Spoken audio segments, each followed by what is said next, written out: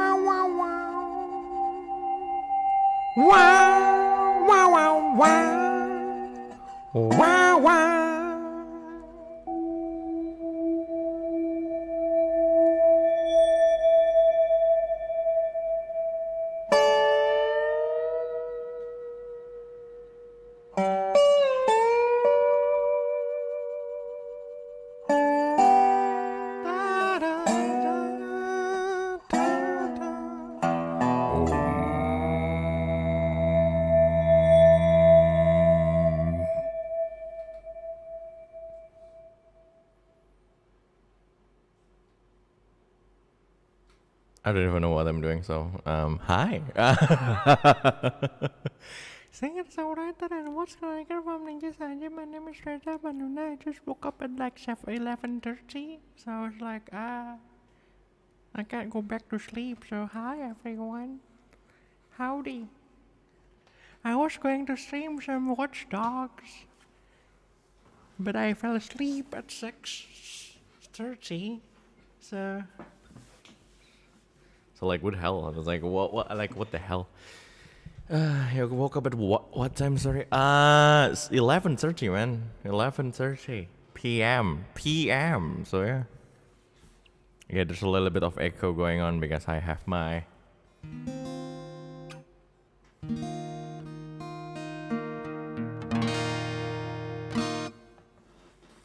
trusty guitar that will accompany me, but yeah.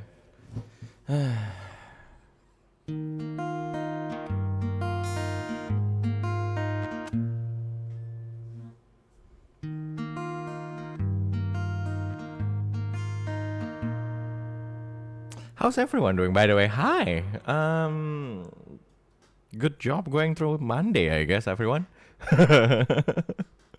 Monday is well, Monday is just Monday. You know that Monday is mundane. Why am I shaking?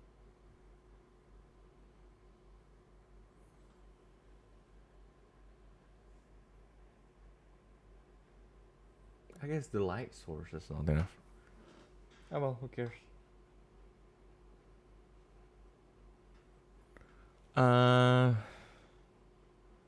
Got things to do in the morning, but can't sleep yet. Isn't that always the case, though? I mean, yeah, I'm sorry there's no BGM. I want to talk in silence, I guess. Rather than silence, it's just, you know what? Let's get some nice BGM, like, and put it like really low.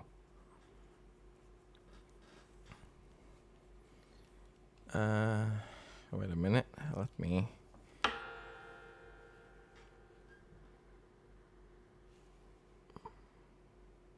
Yeah, it's a little bit shaky, isn't it?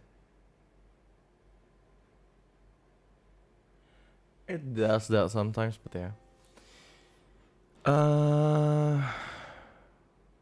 Hey, by the way, Galactic Mermaid thingy was published finally. I'm sorry I didn't stream that much last week because I'm finishing some I was finishing some projects, especially the what is it? The VOD for Nocturne of the Heaven, also the cover, and yeah. Oh my god, I did a lot. I mean, I made like a TV size version for like the opening, but also I did something like this. You guys will just hear the I don't think. Okay, wait a minute. I don't think I want to do that. I don't think I can share it on screen because I'm too lazy for that. But like basically, the way Bobon like got it. If that's how to pronounce your name, actually, I actually haven't confirmed to them. the way they cut it is like so good. So I managed to like, get like a scene and then like an opening and like the whole thing. And I just realized that you can put like ad in the middle for the thing, like for mid roll kind of thing. So like for mid roll, I did something like wait a minute. Let me look for the mid roll of this video that I'm going to. Oh, I think yeah. For the mid roll, I do something like. Honest, you go first. I'm sure you guys can hear this. Like, Come here.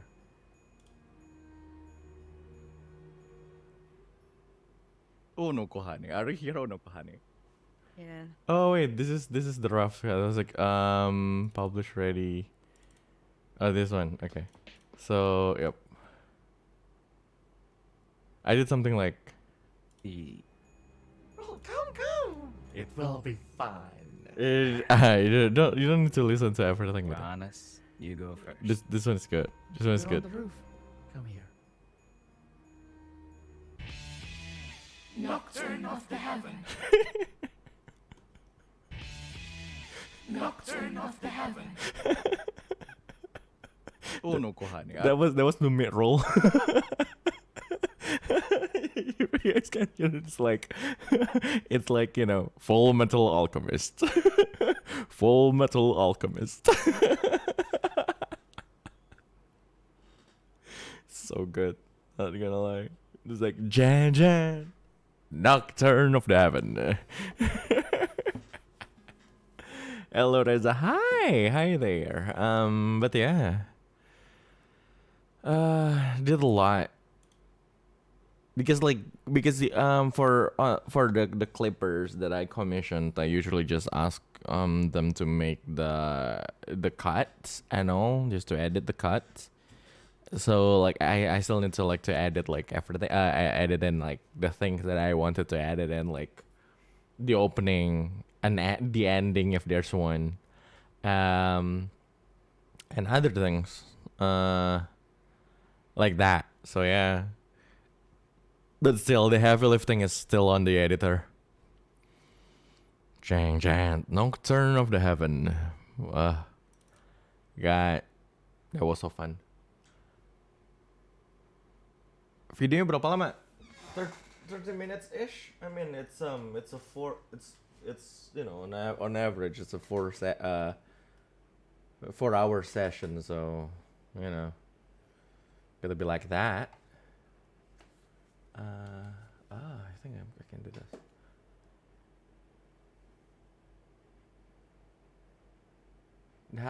That's just worse. This is the worst one ever. iPhone, really? Wait. Is the camera dirty or something? No, it's just the lighting, isn't it? Is it better if I have like an H light or something? Wait a minute, ちょっとね。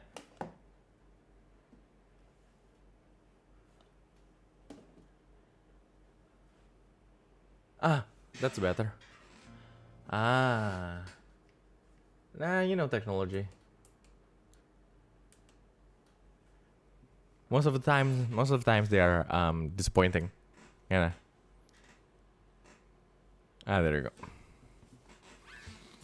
Jangan kerasukan, udah kayaknya.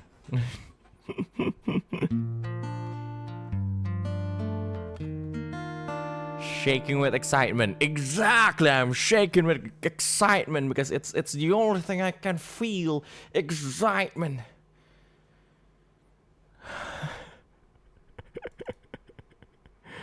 God. Maybe I should get some music.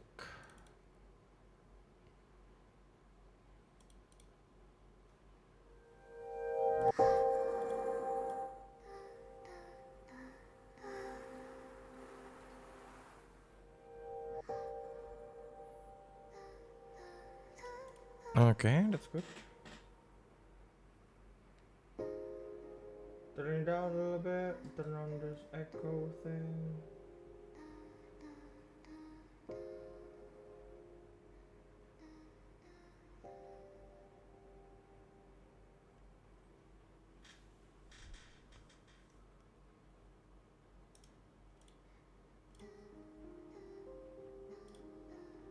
So yeah, I mean, I forgot that it exists. But yeah, I mean, I'm sorry for not streaming for the whole week. Technically, I streamed once that week, last week, with the musicians. I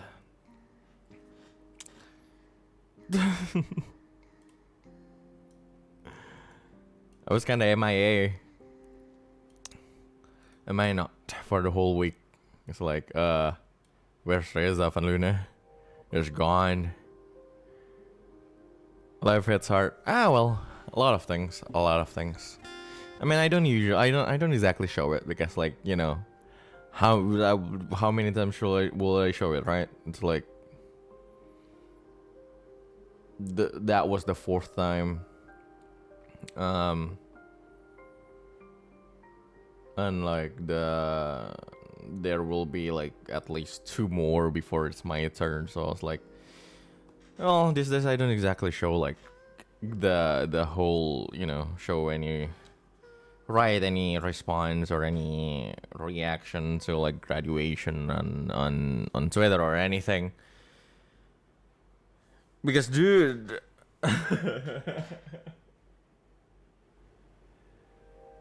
everyone is graduating left and right, and I was like, well.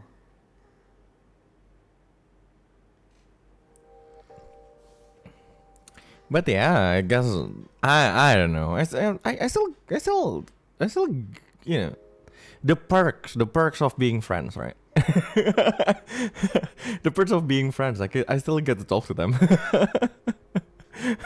They're my friends. It's not like, but but like something is different, definitely. I didn't get to work with them anymore, Reza, Avanluna.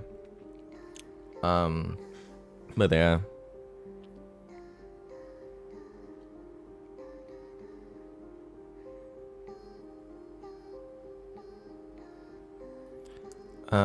Won't be the same after. Yeah, exactly. But yeah, I mean, let's not be too much of a downer today. We're just having a relaxed conversation. But yeah,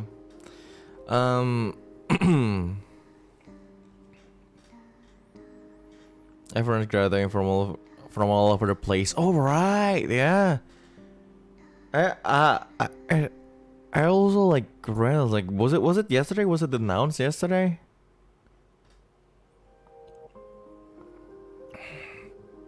Someone from EN, right, is also graduating. Mr. I believe.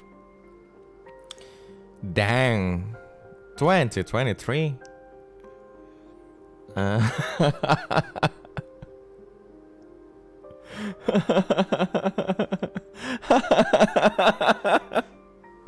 Oh god.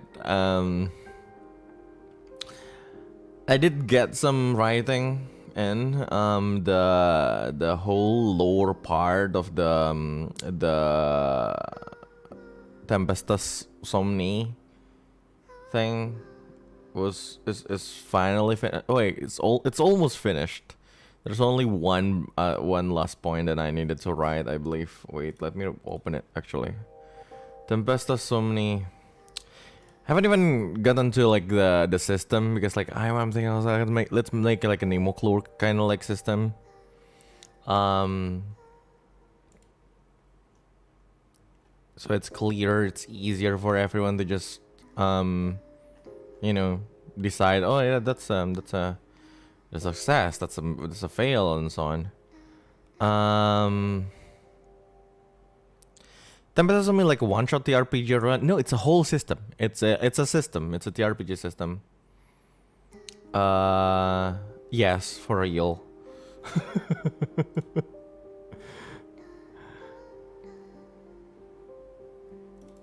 Tempest of Dreams is a whole system. I don't know. I think I feel like I need to lift something for you guys. And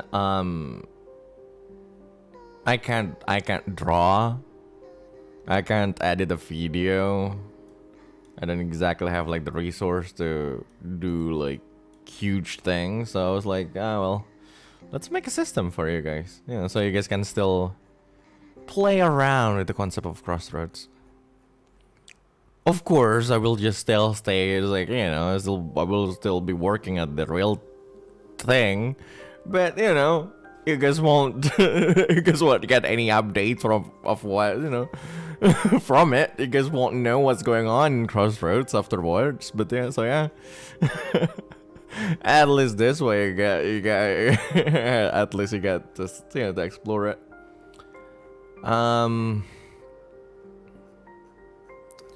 But yeah, I think hey, there's only one last thing in the lower part in the whole background of the Crossroads thing that I need to write. And afterwards I need to delve into the character creation. The game won't be balanced. It will be poorly balanced. After all, it's a system that I made on a whim. But yeah. Hopefully we'll find friends to play the RPG one day. That way, or to spread the world of Nocturne of the Heaven. You can find, you know, groups on the internet, and that's fine. I get to write. I wrote some songs. Some by some I meant like 2, at least for graduation. Won't be big releases. I'm not exactly like hiding anything. You know, at this point, I don't know. I'm rather than hyping things up. I just the things that I wrote for like graduation are just the things that I want to say anyway. So it's not gonna be like, oh my god, secret, like or hyping. Just nah. At least one is finished in terms of instrumental, so and lyrics and stuff. I just need to record my voice. The other one is still I still need to make the instrumental for it. And yeah, Saturday it has a project, apparently. Well, no, apparently. Yeah, we do have a project. I guess that one is the one thing that I want to hype up. Because it's Saturday project, right? It's like Saturday project is always exciting. I don't know. It's a little bit of a shame. You know, we're like Saturday is not exactly a. Well, the three of us are not that. It's not like we are apart. You know, it's like it's not like there's any conflict with Saturday at all. No, we're actually just a really chill group of people. But yeah, it's a little bit of a shame that I didn't get to to do a lot of things with them.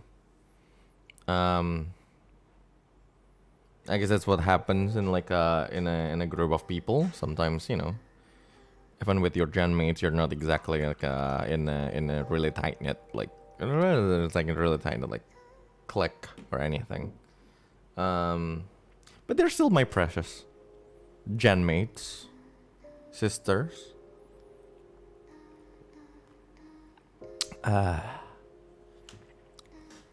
So there you go.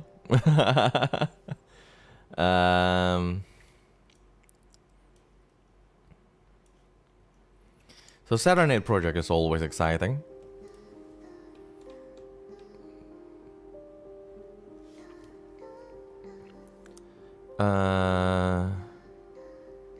You guys have different tastes of games and passions, so it's understandable why you guys don't collab that much. I know, right? Yeah.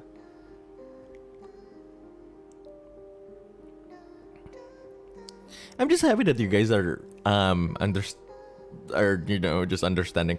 I mean, like, you know, Grenade, like outside of like the whole, you know, outside of just Avanluna, because like I know Avanlunas are, you know, most of Avanlunas are like, you know, just mature people who understand. It's like you guys, most of you guys are adults anyway, so you will understand. You guys understand a lot of shit. that can't happen, or we don't do anything. You guys don't exactly demand too much shit, and like, you know, I'm so thankful for that. But for some reason that extends to grenades. Weirdly enough. So maybe I'm kind of happy on how like the mass team, what was it, mass team, and the other one was Domikado. Yeah. So yeah, I do understand that, like, you know, so everyone is mature enough to like to be civilized at least, and to understand like the circumstances around not collabing too much, or, you know, not exactly having that many projects with each other. So yeah, thank you guys, really.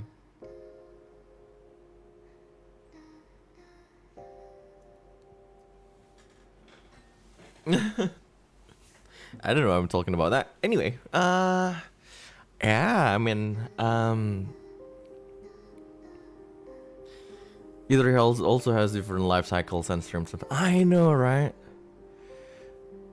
Gica sering berpetualang jadi mengerti. Oh, right, yeah. Nagisa Arsinia is like, she's almost a myth. Actually, how's Nagisa doing these days? I don't exactly. That's the problem, isn't it? It's like I sometimes talk to them like off stream, like talking about like projects and other stuff. And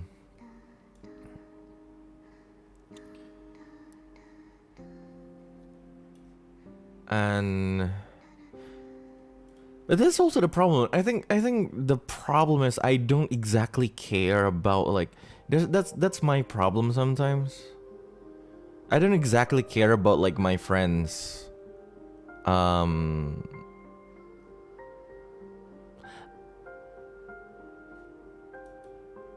thing outside of like personal stuff. It's more like in a way it's like, you know, at this point I'm just friends with NIJISANJI. It's like, you know, the NIJISANJI ID lifers are my friends, so I don't exactly watch their streams. I talk to them off stream.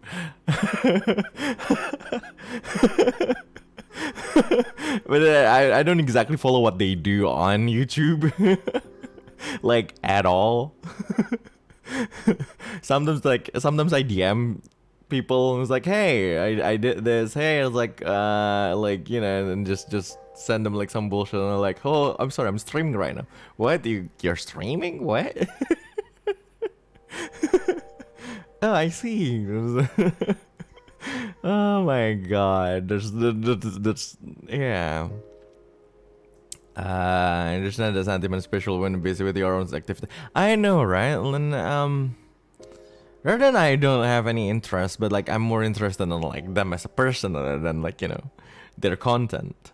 Of course, I still follow like their stupid content. It's like their content that are like extremely interesting, or like what they hyped up for like a while, you know, or like some stupid shit that they do. Like the other like, you know, the fact that the other day Hyunela just came to me, was like, hey Jack, can I have like the art for Godwin? I was like, what are you trying to do?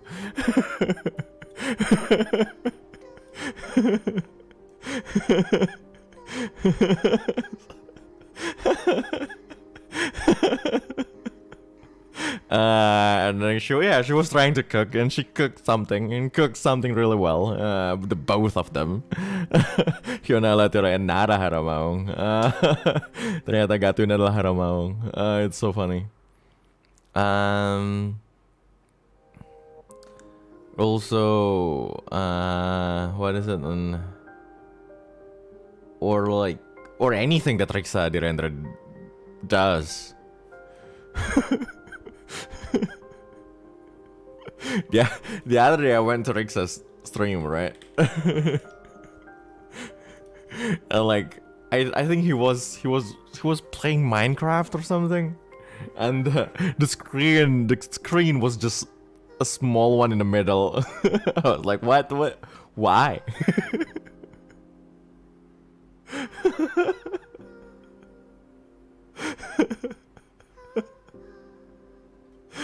I forgot which Minecraft stream that was. I forgot, like the screen for the screen for that Minecraft is just so small in the middle. I forgot which one though.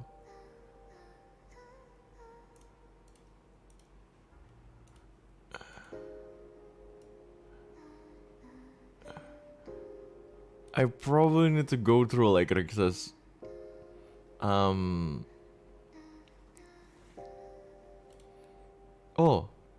Ziarah mengenang. This is really small Minecraft. Oh my god. Oh my god. Anyway, Rixa Direndra is you nobody can defeat Rixa Direndra. Like if you want to see like the one NIJISANJI ID lifer, the NIJISANJI X ID lifer who's who is the most NIJISANJI in NIJISANJI X ID. It's Rixa Direndra is like it's just that is the essence of being a NIJISANJI lifer. It's like like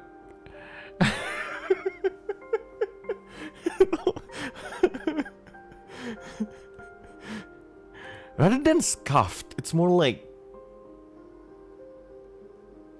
like sometimes a stream is just scuffed. Like a lot of things. Like sometimes a stream is just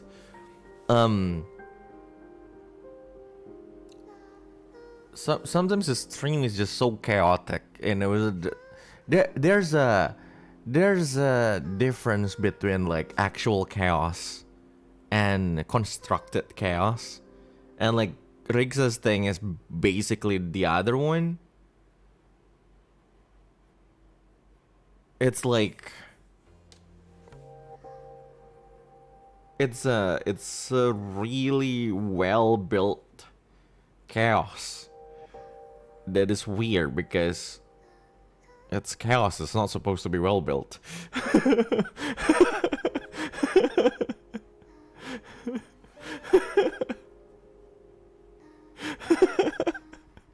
It's calculated chaos. Yeah. It's like Mito Sendai's level of chaos. It's just, in a way, it's not exactly chaotic. It's, yeah, well, you understand what I meant. And it's so good, really. It's so good. I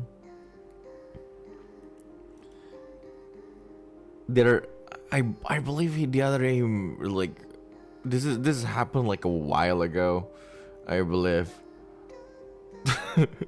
It was so stupid because like I think he did a stream that's just blurry for no exact reason. Everything is just blurry, and like his speaking, he was speaking like nonsense. I was like, what the fuck, Rixa Direndra? What in the actual fuck? Gak jelas ya, streamnya gak jelas. There you go. He did that like 4 months ago. The title is literally gak jelas, blurry, or more like not clear. It's so stupid. Like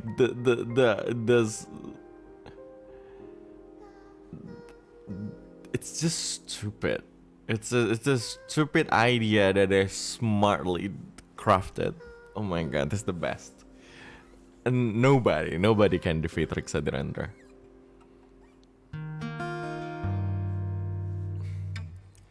So yeah, I guess that's what's been happening around me these days, and I'm drinking milk tea right now. You know how I make milk tea? I was like, okay, so let's boil some water in a saucepan. Put in the, what is it? The,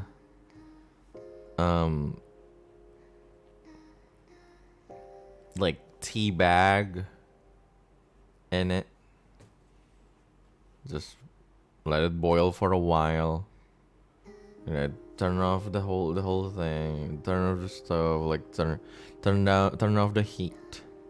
Pour the milk in. Just stir it. And like just pour it in like a whole thing. And then drink that. Nah, I'm not drinking. There's no sugar in this one.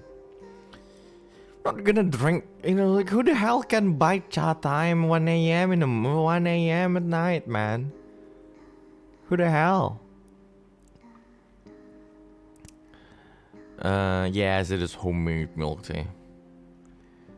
Orang rumah ada yang bangun juga nggak ada. So that I'm the only one awake around this time. Pancinya nggak bekas rendang kan? Enggak lah. Kalau bekas rendang bingung nah. Nggak berasa kayak milk tea, berasa kayak santan nah. You can refrigerate it though. Nah, it's more like I pour it in like on ice. Put some ice in like this huge like tumbler. Just pour it in. Well, technically it's NIJISANJI. I do tumbler, but you know.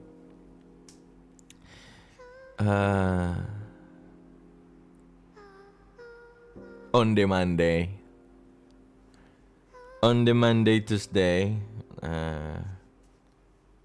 Oh wait, do you guys wanna hear the song that I made?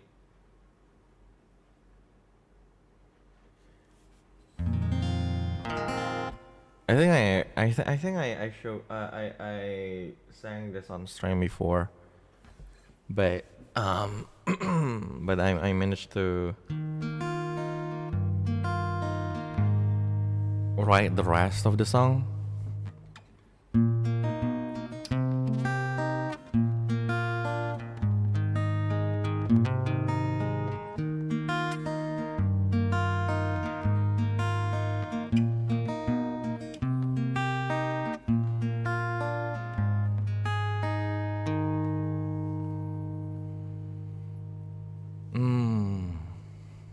It's in it's in Indonesian, so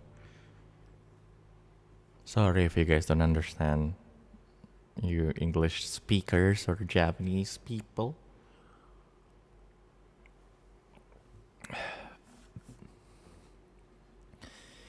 Teringat satu kenangan di masa laluku, saat aku tersesat tak tahu kemanakah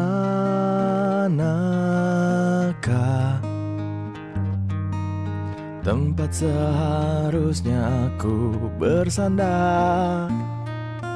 Ku tutup mulut dan sembunyikan suaraku. Dengan bodohnya aku percaya takkan ada satu pun yang mau mendengar, mencari tempatku yang sesungguhnya di dunia, tanpa tahu sejauh mana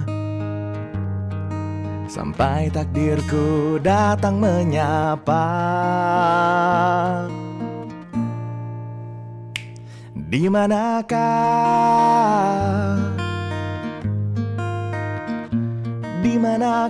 langkah kakiku akan terhenti?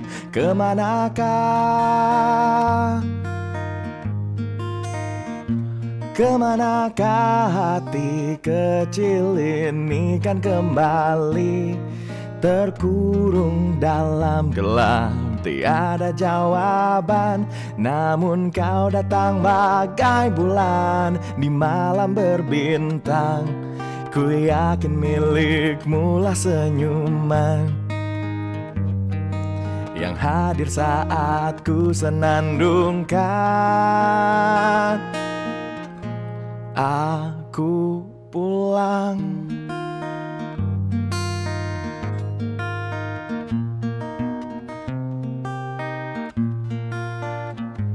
Aku pulang.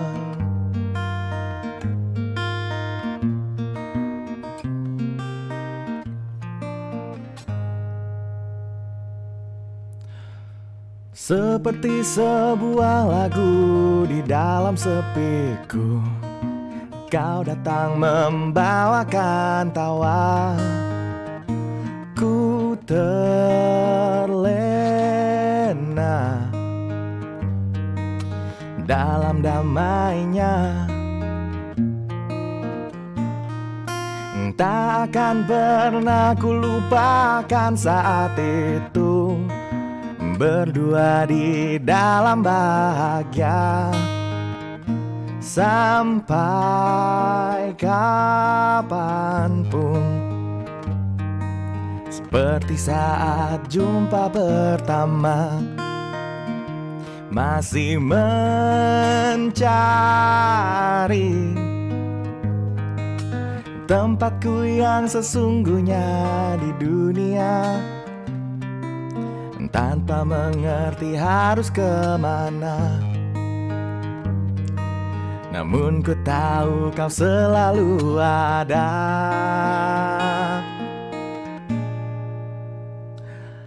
Di manakah,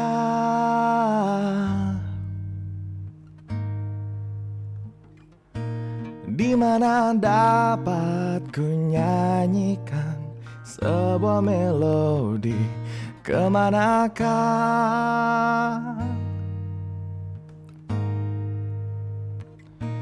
kemanakah harmoni ini akan kembali? Di manakah,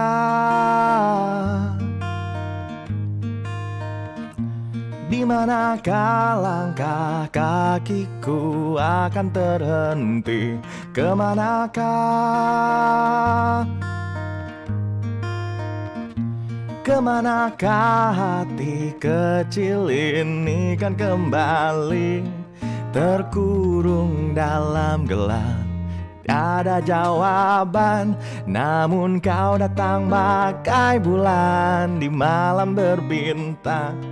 Ku yakin milikmu lah senyuman yang hadir saat ku senandungkan. Aku pulang.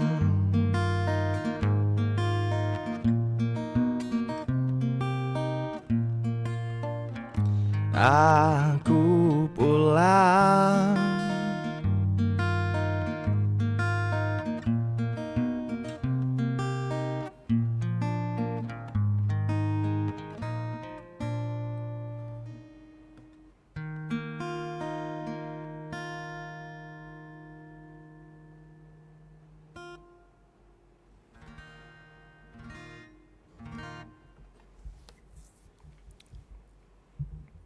Nobita, ibu, aku pulang.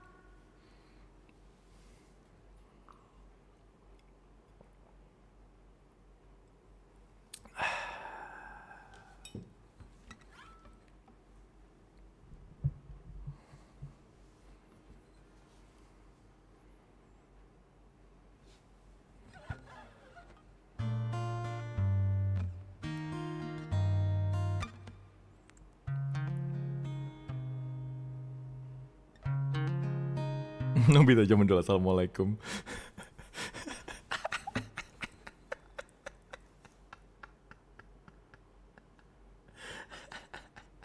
Nanti akan dirilis itu mestinya ya.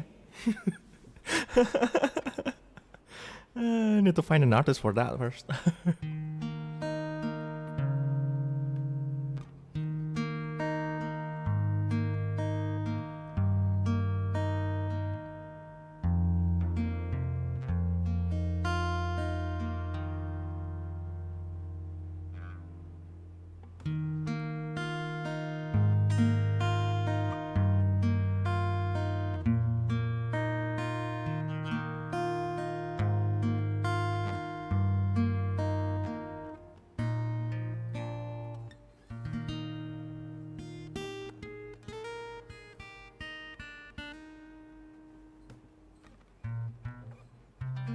Availability on Spotify it's never. Oh my god.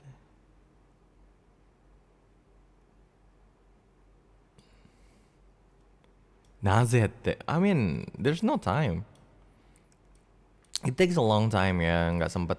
And also, you know, we'll probably just share the MP3 files so you guys. Like, who cares at this point?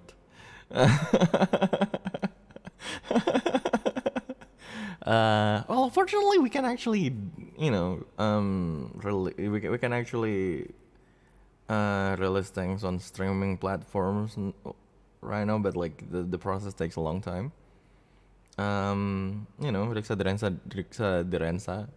Direndra did release some songs, and yeah, but for me, there's no time, I guess. So yeah, I'll just share you guys. I'll just share the MP3 files or the WAV files, with Staffa Band in it.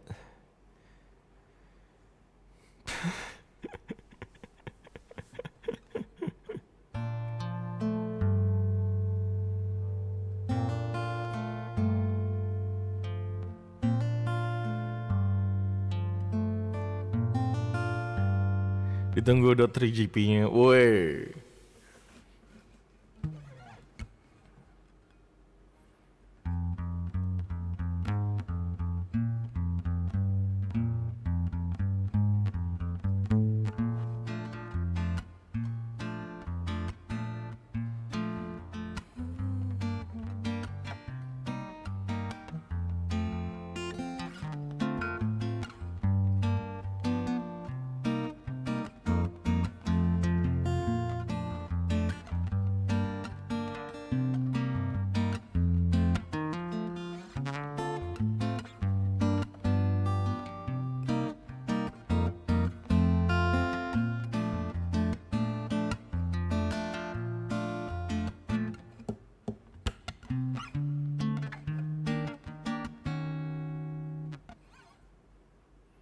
No, it's not autocorrect actually. It's fucking bullshit.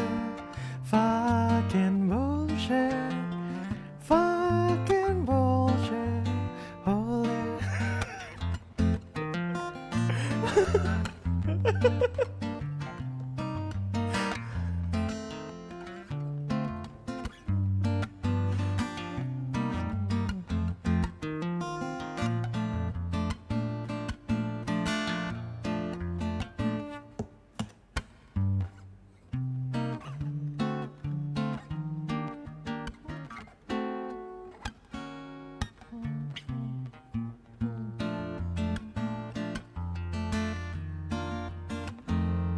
Dolar kuning aja.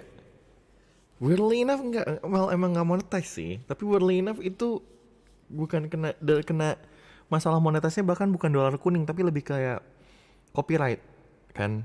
Tapi copyrightnya pun nggak strike, it's more like sharing gitu kan, sharing copyright. Jadi monetasnya nggak gua nyalain.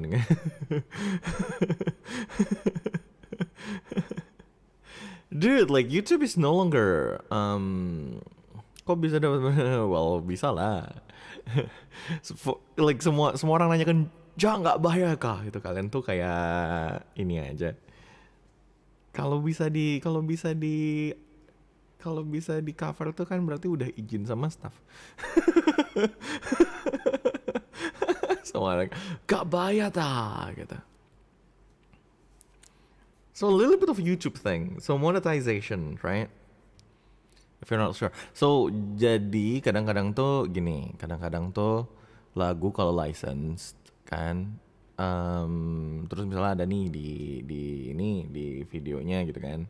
Nah ada kadang-kadang tuh ada yang monetization itu jadi share gitu. Jadi daripada nggak boleh dimonetize, ini like if you're just talking about YouTube thing, right? I'm not gonna talk about like the whole internal company thing because you know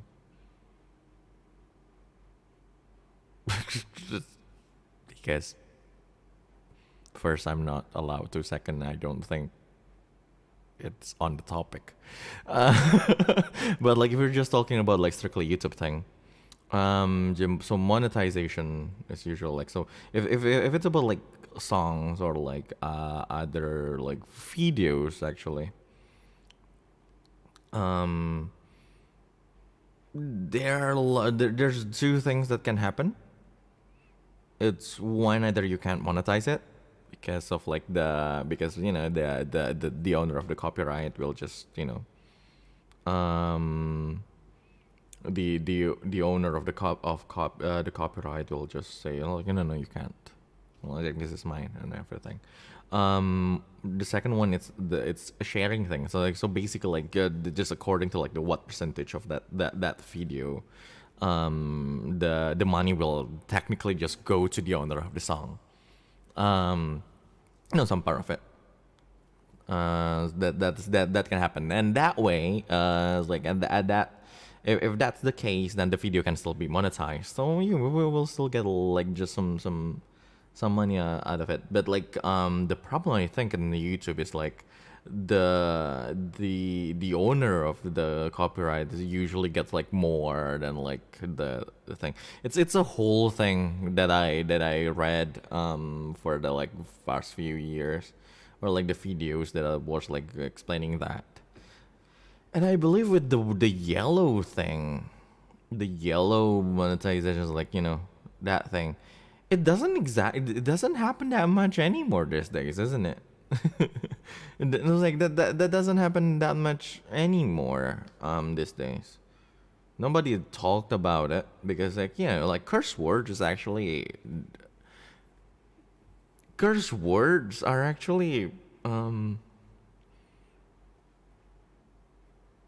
weirdly enough allowed on YouTube these days compared to like years ago. So yeah.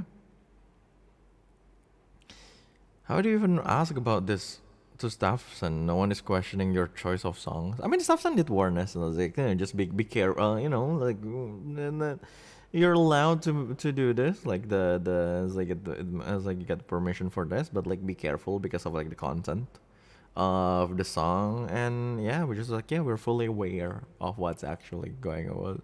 We're fully aware of the whole thing. But yeah,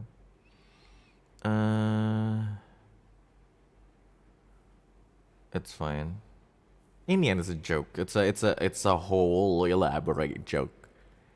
That's why there's like that huge build up at the start of the video. And like the build up is like, you know, like the countdown to the premiere. Like that part of the video is like, it's just build up for like a joke. It's literally just a huge elaborate joke. I'm so proud of it. And that's it there. It's like I think that's part of like that's part that like it's probably not within our mentality as part of Indonesian. I'm not exactly sure because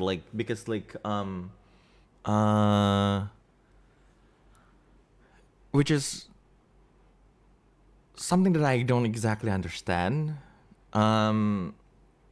Because my humor is like that, right? Like my humor is like, it's almost like a whole.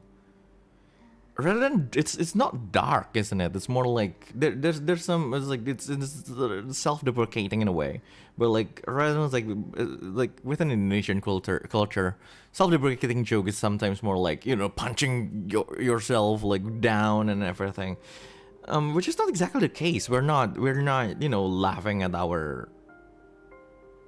We're not exactly laughing at our, you know, misfortune or anything, or like or just making fun of ourselves. No, it's more like poking fun at like the thing that's just happening.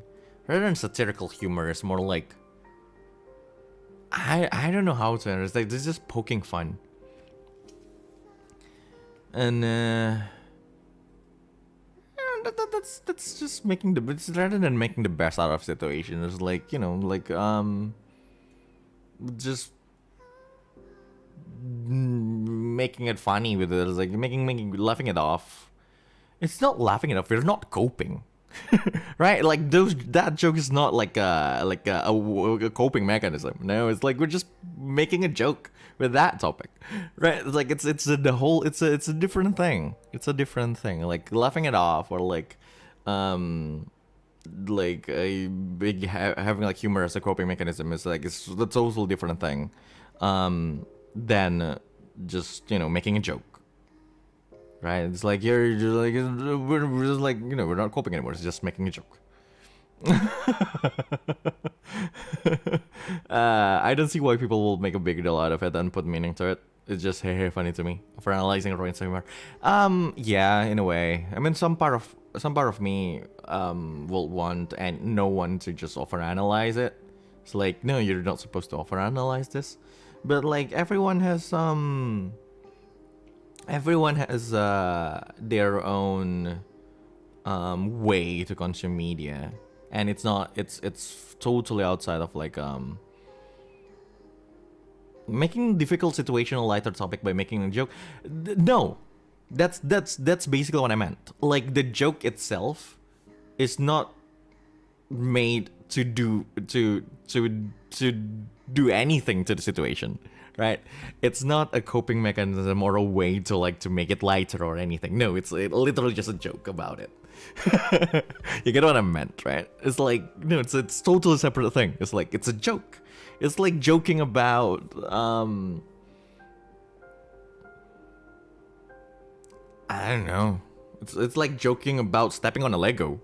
It's like you won't do anything to the whole accident of stepping on a Lego. But it's a joke. It's not that deep, the explanation. Exactly. Do they make a first take ask cover song?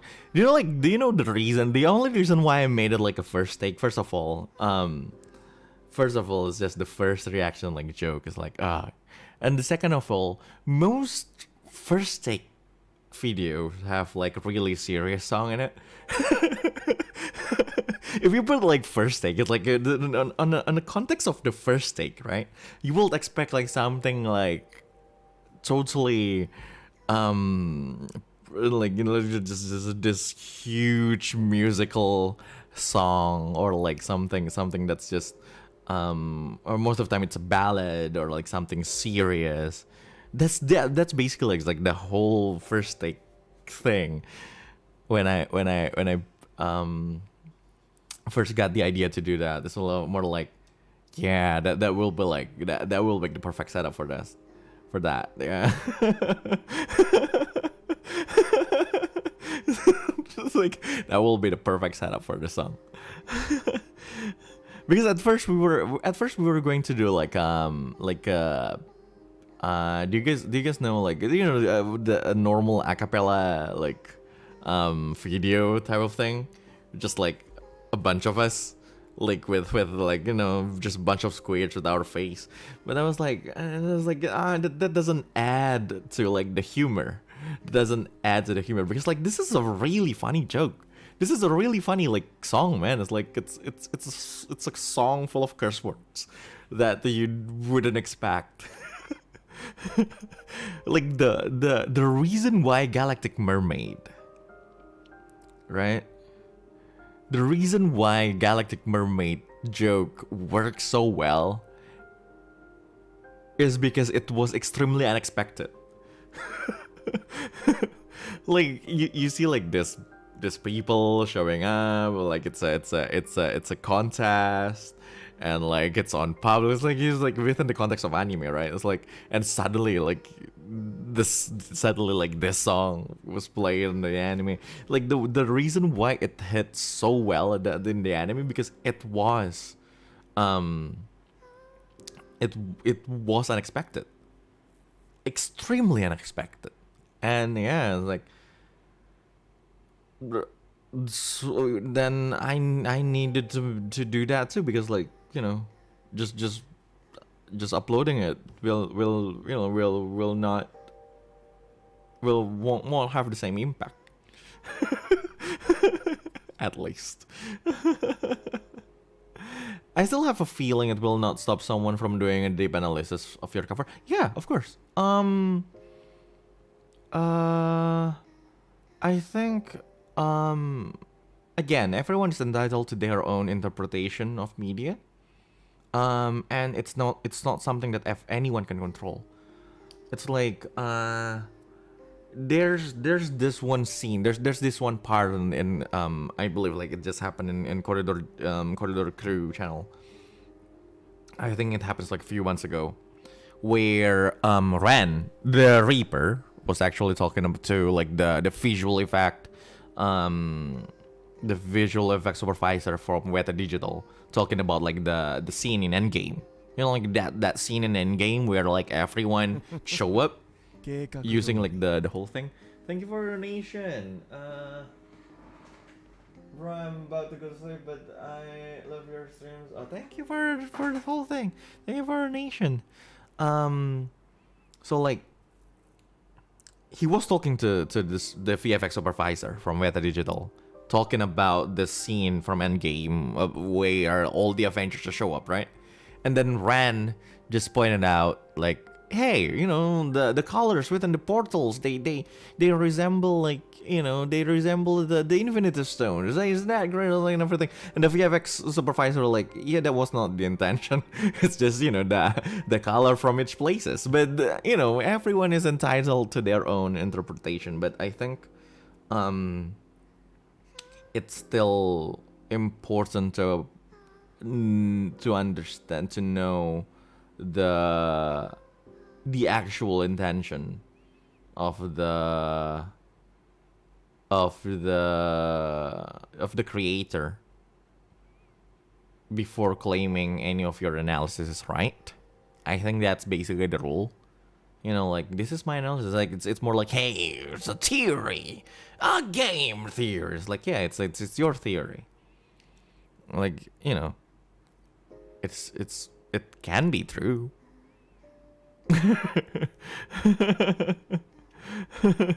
So like whenever we are asked to do a deep analysis on why an author wrote this chair is blue, exactly, it's like, hey, why is this chair blue?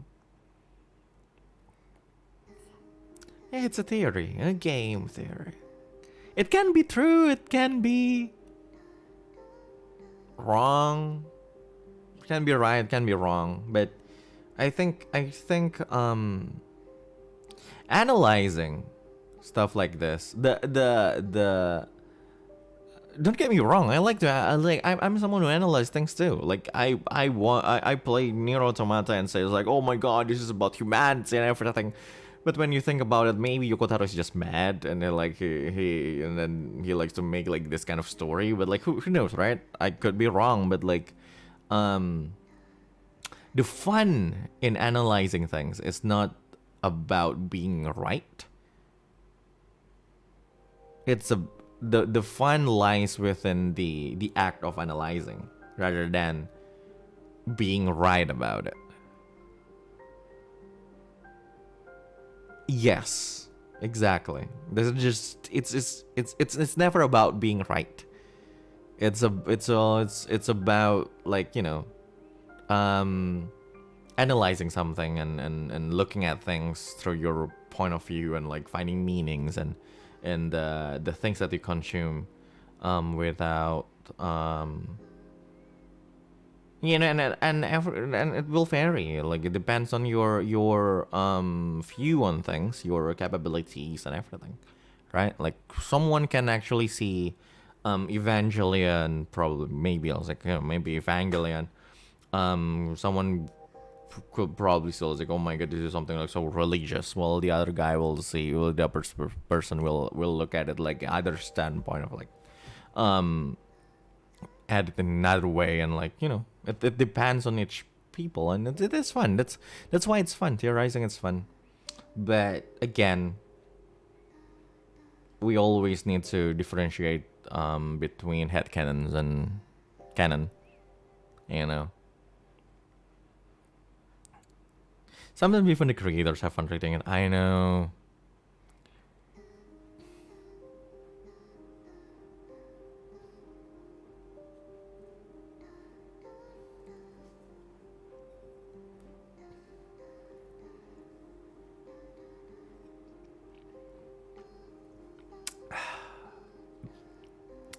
But yes, but in the end,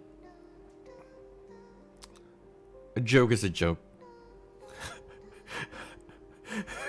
I think that's my motto in life.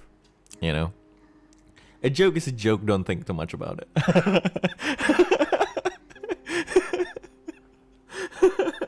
It's like it's a joke. Don't think too much about it. It's like, you know, it's like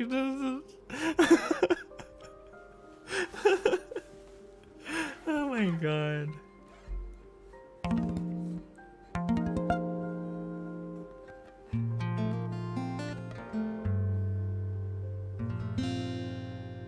I'm an overthinker by nature. You know what? Me too. So, you know. You know, if you're an overthinker, be a DM. Trust me. Oh my god.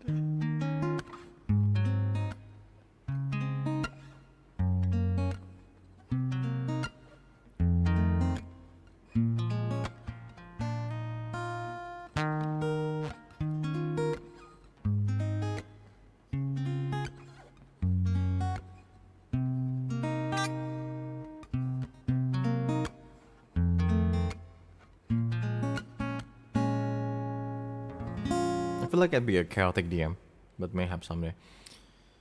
Bruh. All DMs are chaotic.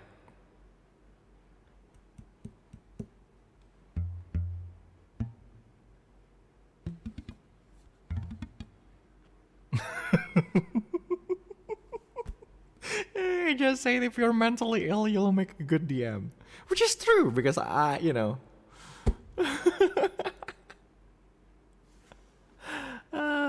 It's the lights, right, Galilean? Why are you awake, buddy? It's true. It's not like I'm, you know, perfectly mentally healthy anywhere, but yeah. You know, no one in this world is perfectly healthy in any way.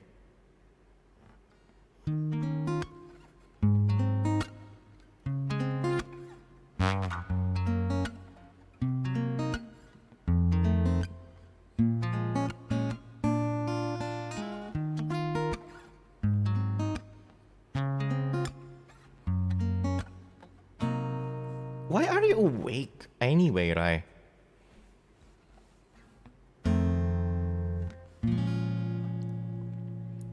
If you're awake, then we should have played Divinity, man.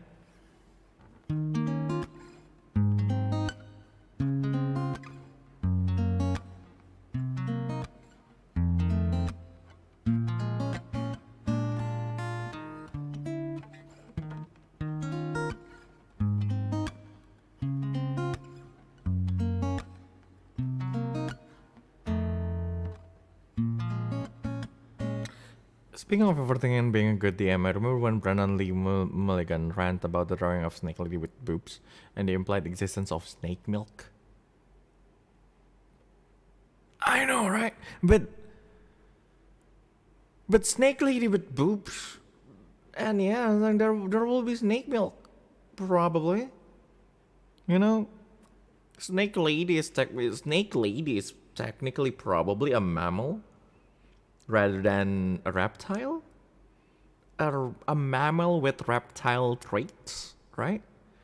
So they will still, because like, you know, like because Snake Lady means that it's that, you know, she's a snake. She's rather than a snake with humanoid trait, it's more like humanoid with snake-like traits, right?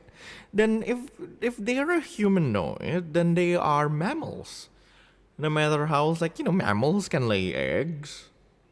You know, platypus exist. So, like, it doesn't mean mammals just mean that they have mammary glands. So, you know, as long as they have boobs, then they're mammals. That means Snake Lady, or snake people, in this case, are mammals. That means they need milk.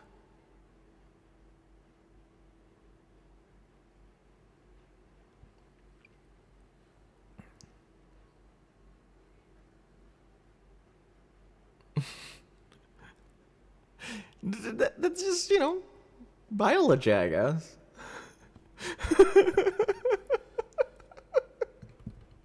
Oh my god.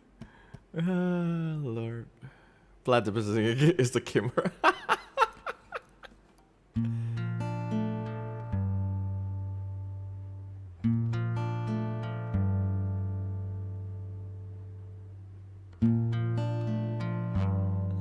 Will they also have dual chin like every snake does? They can! I mean, it's a fantasy world that they can have anything that you want. So Gorgons and Medusa.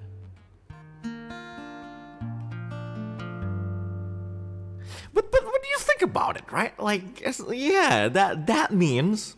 Wait, that means lamias are technically mammals.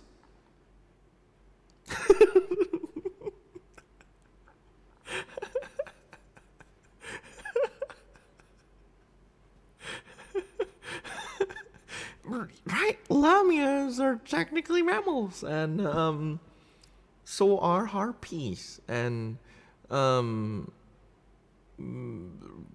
well, other humanoid beings with boobs. So are slime girls. Well, slime girls are a different thing, right? Because slime girls just imply that they have the shape. They are slimes with the shape of a human body. That they probably mimic to to adjust to the whole thing, or to bait humans or anything. So they're not mammals, because the mammary glands don't exist probably. The boobs are just there for appearance. They don't have the gland. They don't have like the milk. There's no milk in it. Slime is a ditto. It's like it's going to mimic anything, right? So the boobs is just there for show.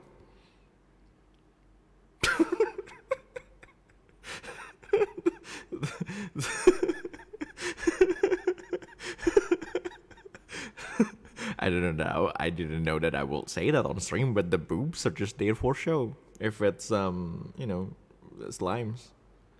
The only reason why slime girls exist is because they try to lure you. They change to slime bunnies when they try to lure bunnies. That's why we never see one. Exactly. Yeah. Can it mimic the milk? Well, they can probably. They're slimes. Well, the milk can probably be just part of their slimy liquids. Yeah.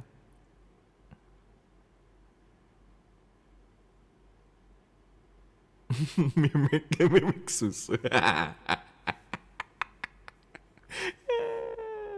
Isn't almost every monster a mammal? I guess so. Yeah, if their boobs functioning.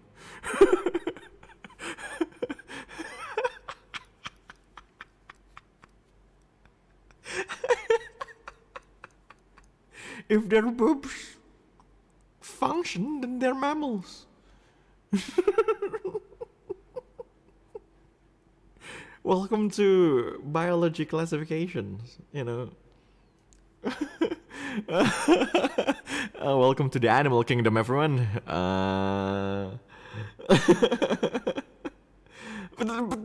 But seriously, that's the thing, right? It's like if their boobs function, then they're mammals. That's literally the classification. That's how you classify mammals. How about trans? Do trans have boobs? It's the same as okay, it's the same as what is it? Dryads, probably. Like, look at dryads. Like, they're spirits, probably. The shape that they took is probably based on what human beings are used to. So they're not the actual form is probably not the human form. So probably their boobs are not functioning like how humans' boobs are supposed to. They're just mimicking what a human will look like. So technically, dryads are not mammals because their boobs don't work. Unless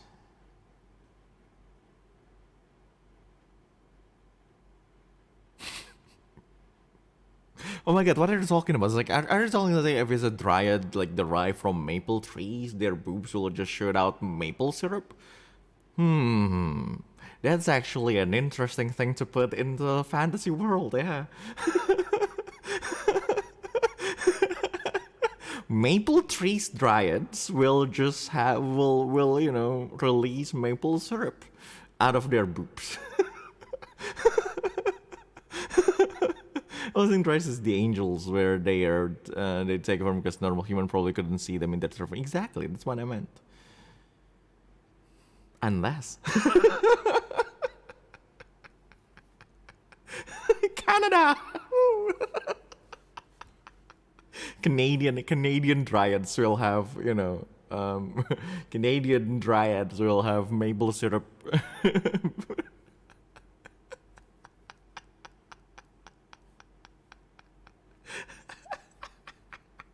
Are you cooking some kind of campaign? No, I'm talking about like the process of world building, because like you can just make up any rules that you want, but if you want to put like the rules of the real world into this, then that's gonna be it, right? It's like snake ladies have boobs and they probably have snake milk, Yeah, they probably will.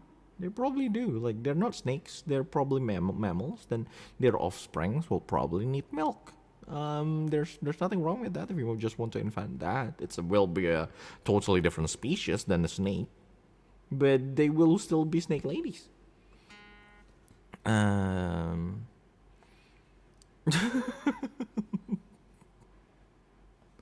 they get pregnant or do they lay eggs? They can still lay eggs, so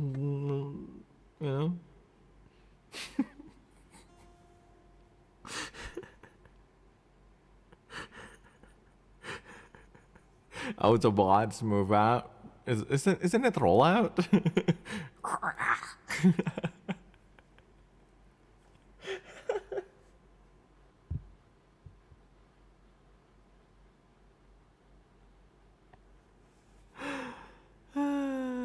My god. Remember OFO Vivipar? Exactly. OFO Vivipar, guys. OFO Vivipar. Optimum Pride. Optimism Prime.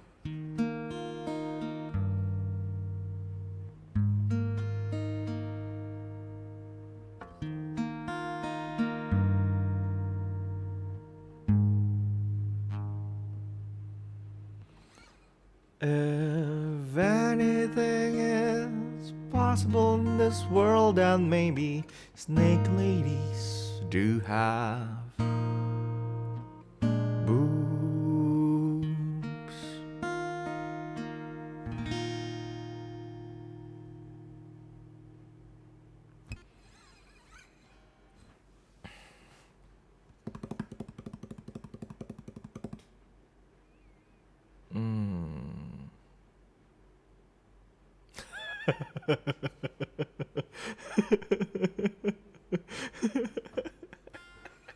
When in doubt, sing it. Yeah, exactly.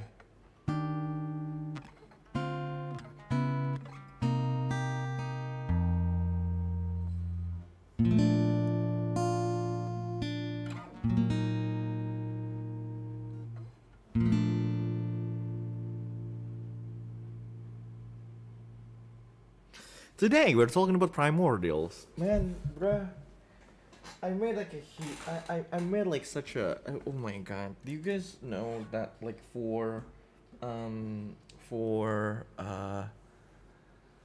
NIJISANJI, I created like such a huge lore about like what's the timeline, the Lunaris timeline, right after CFS, around the time of like, you guys remember the fall of Shenlong? yeah, I created like a whole world for that era. So I was like, you know, we have like this thing, we have that thing, we have like the dragons. It's all about like the ancient dragons for like that era, like after the death, rather than after the death, air quote, of the rose dragon. So like the what is it? The whole thing was about just the ancient dragons are also primordials, but they are more like they're more like the guardians of like humans. Wait, no, the guardians of like the chaotic arcane and other stuff. So like and so they actually live within that world, the mortal realms. And the rose dragon is actually the black the ancient black dragon, while the ancient white dragon call himself the black dragon.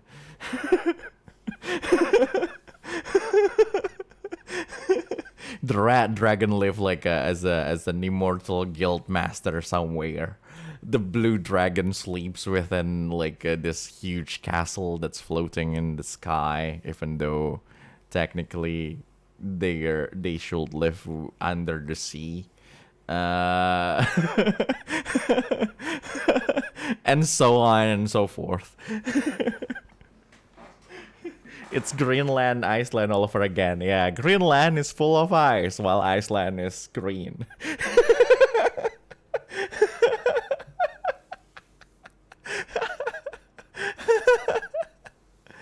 Oh my god. No, the whole idea. I forgot what's his name. What's his name again? The rose dragon?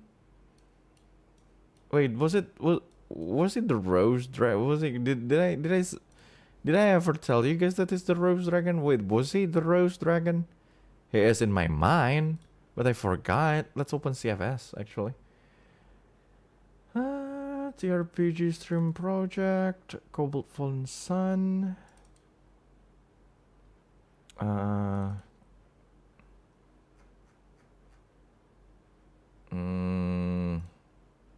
Exeris, the forgotten one.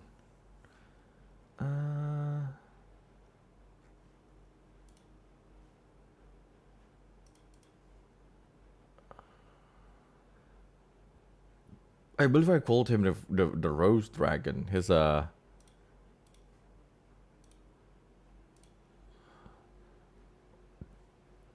question: if the world begins at a certain point of time, then what comes before it? Are you asking me as a words chronicler?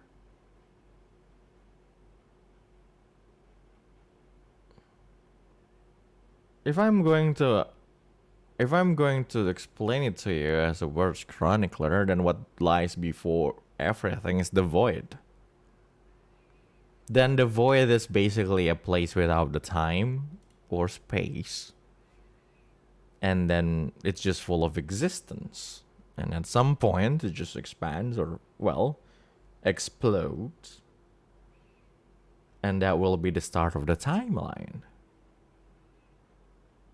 But the problem is basically at the end of the timeline, where everything is back to just existence, it will also be the void.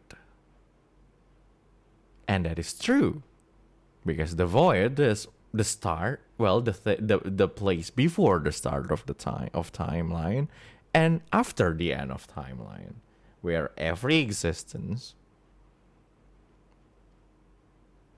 existed before the timeline and come back to after they're gone. If you ask me as a birds chronicler, then it is the whole thing. The void, then that will be my answer. But is that the answer that you're looking for?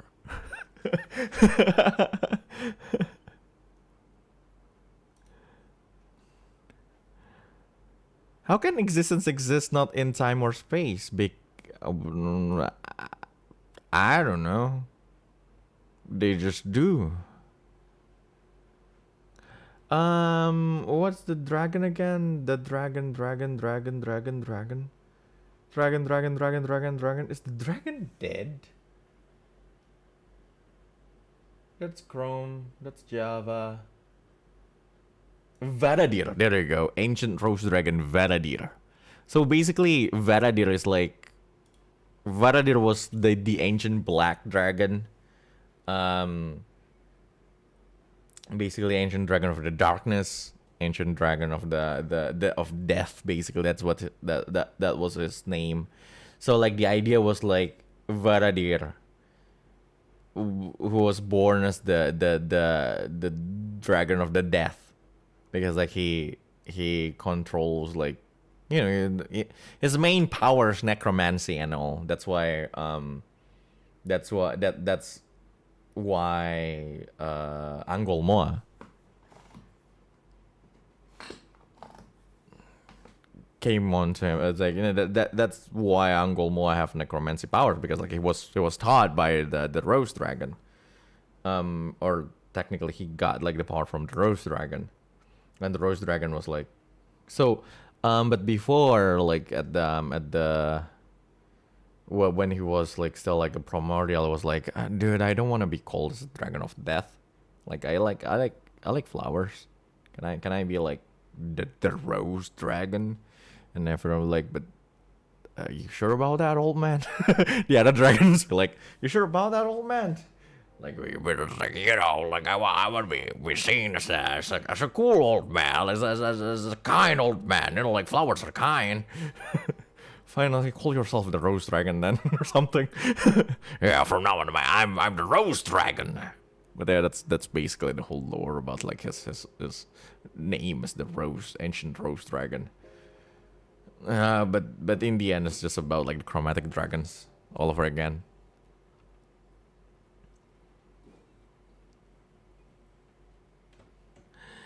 Anyway,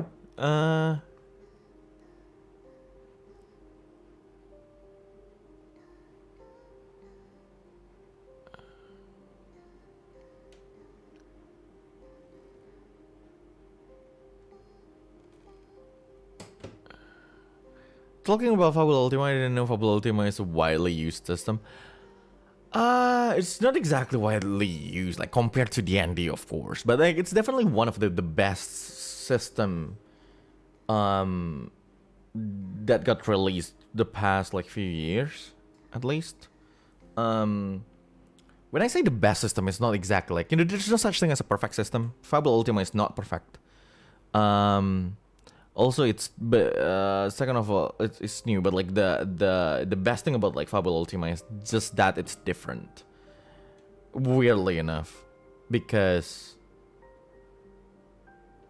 the other, it's just something unique. It's just something different. Because if you're looking at a lot of like systems, they're usually, rather than a clone, it's more like they play the same way as either D&D, Call of Cthulhu, or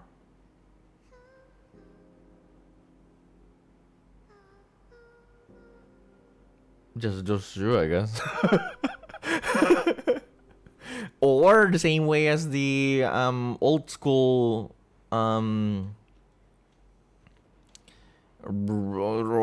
Renaissance stuff, right?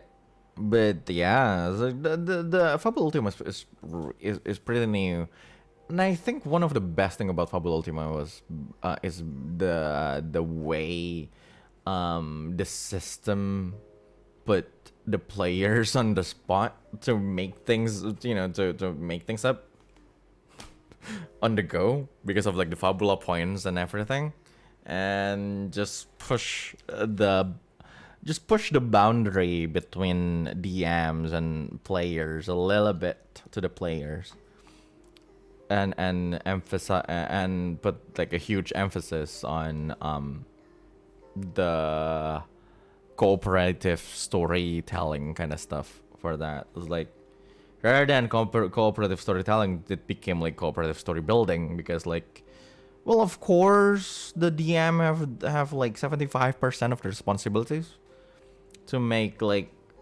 most of the responsibility is to create the story, but like players can just interject at any time using fabula points to just change the story or like put like more details in it, and it's fun, isn't it? It's just fun. It's just something new. One of the best TRPG system that I've read for the past few years. But yeah, I hope more people play more TRPG systems. Because truthfully, D&D reached the point where it's no longer about D&D. Like every time I see people playing D&D, it's more like, hey, I'm going to run D&D, but it will be modified. Hey, I'm going to run D&D, but it will modify. If you're going to modify a lot of things anyway, just find another system, man. Why when it's like stop modifying D&D? It's like if you modify the D&D system to suit your campaign, and you have like at least 50% of homebrew bullshit. This is outside the story. Of course, the story will be homebrewed. The world will be homebrewed. Like, but if you're going to put like homebrewed class items and other things, rules probably that reach like almost like 50% of your game, then I think it's time for you to change system. Because in the end, the ND5e is extremely limited. Or more like the ND5e all have a limitation. But yeah. Fable Ultima is probably easier to get into as a new player. Yes, exactly. It's easier to read compared to Player's Handbook of the ND5e. What can I say?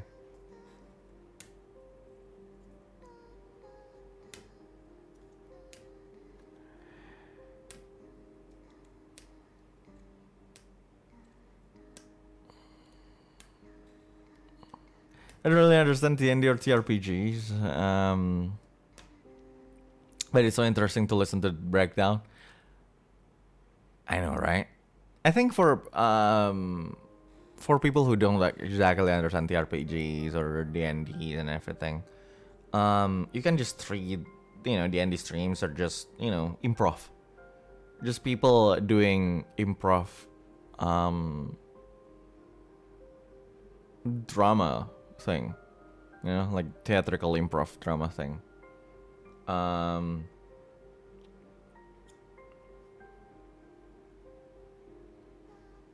Because usually the system will just take like, I don't know, 20% of the gameplay anyway. Yeah. Then it's mostly widely known system. Like if we're talking about TRPG, mostly we'll associate with D&D. Yeah, actually. Well, unless you're in Japan. If you're in Japan, then the first thing in your mind will probably be COC, Call of Cthulhu.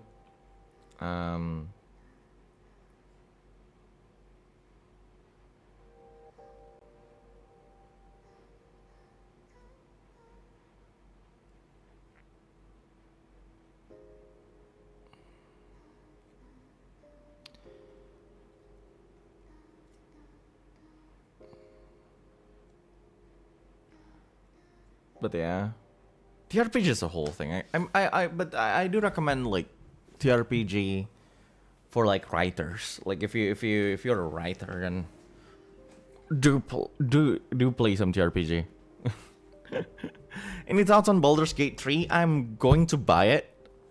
Not now, but I'm definitely going to buy it. I'm going to force Hyuna Elatiora to buy it.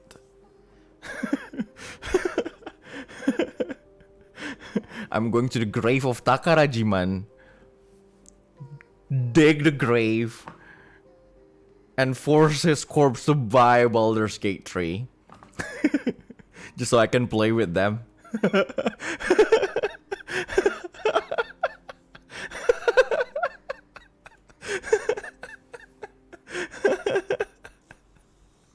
Oh my god. Because it's good. it's I don't know. Rather than it's good, it's like I'm just excited to play like the game. I've been playing Divinity 2 lately, and it's I finally found like the appeal of a CRPG.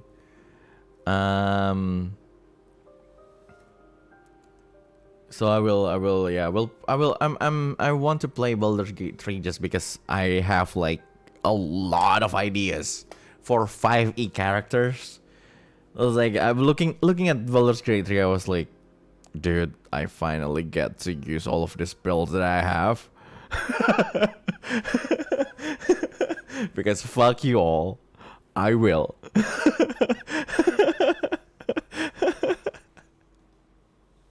It's been a while since the last time I'm a player, okay? It's like, it's been a while. Are you the type that do min maxing? No, I'm not exactly the type to always do min maxing. But I sometimes I like to do that. My best min max was level 5 Blade Singer that has 25 AC every battle. Actually, no, 27.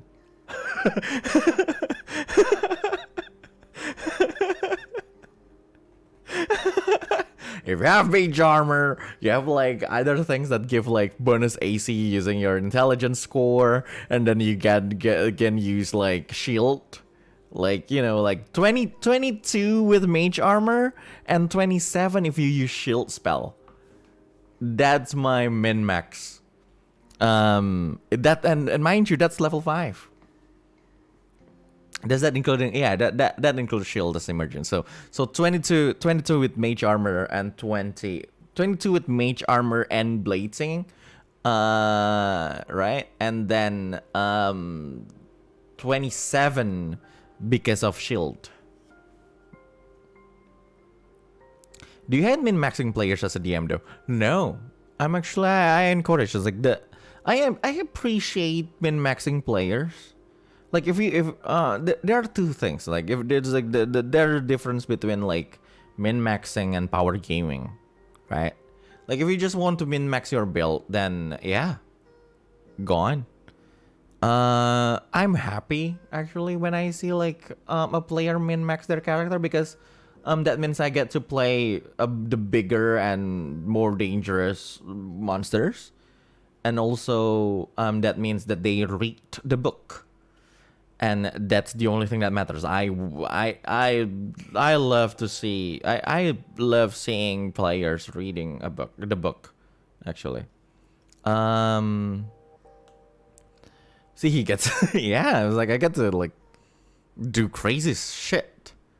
When my player min max, but also, but what I don't exactly.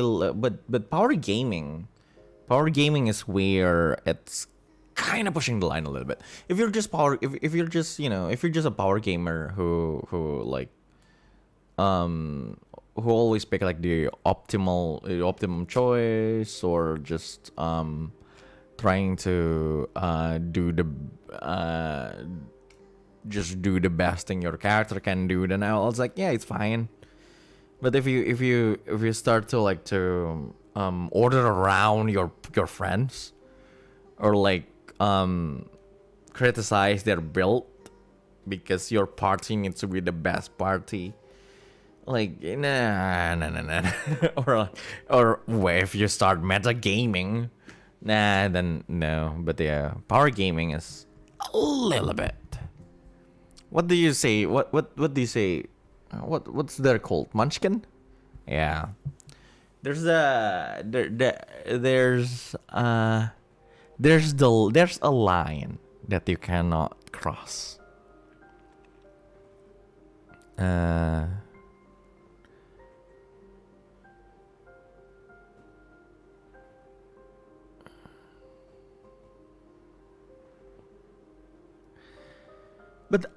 But sometimes I don't know. It's like I don't hate those kind of players, but there's a time for that, right?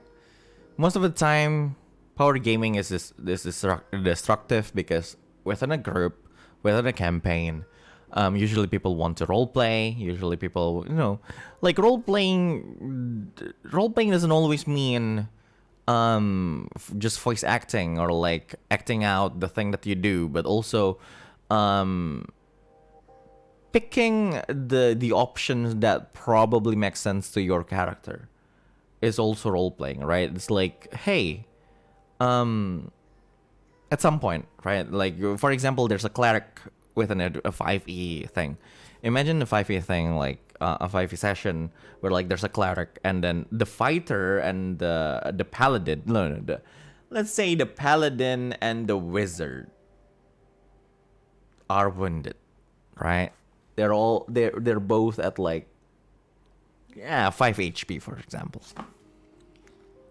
Maybe if you're a power gamer, if it was like the maybe the best course of action there is to just heal the tank or like the melee range anyone, because like the one with ranged can just disengage and run away like far to the back. But if the cleric's character is closer to the wizard character, like emotionally, then they probably will pick that. That will not be the most optimal option for this. Probably it's not the optimal option for the party, but that's role play, isn't it?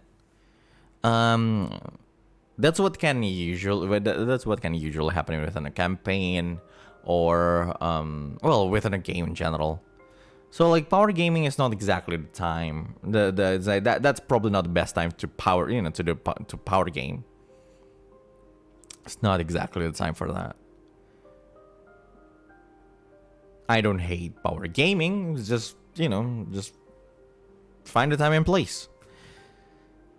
Because at some point I will probably I would like to do like a whole session of just stupid tactical combat. I was like, yeah, min-max everything and strategize. When I say strategize, like really strategize your stuff. Yeah. Then that is the time to power game. Time and place, guys. Time and place. Sesuai sikon. Sikon.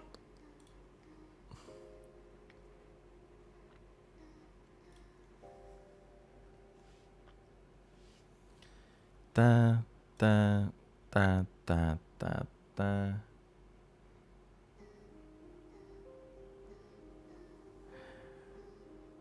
I had a power gaming friend once to the point of foregoing RP on a party of power gamer now, so that's good. Yeah, and that's like if everyone is a if everyone is a power gamer, then that's fine, isn't it? It's like, hey, this is power fantasy power game like campaign. Like you can always just power game and there's a campaign. Then sure, like if that's the theme of like it's that the kind of group you want to go with, and then that's not a problem, Sometimes people just want to go through dungeons, and that's also fine. Actually, more people should. Oh my god, like people don't like dungeon crawling in D&D. Like, that's my pet peeve. My pet peeve is people not wanting to do dungeon crawling in D&D. A game called Dungeons and Dragons. It's in the name.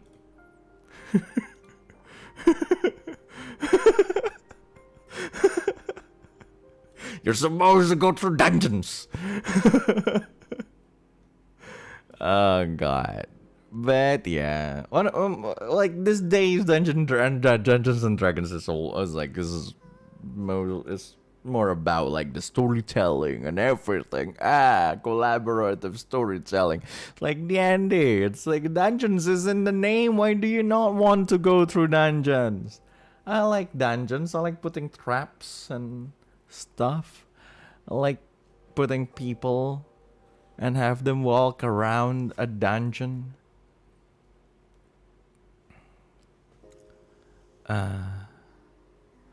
When you have to go through dungeons in Dungeons and Dragons.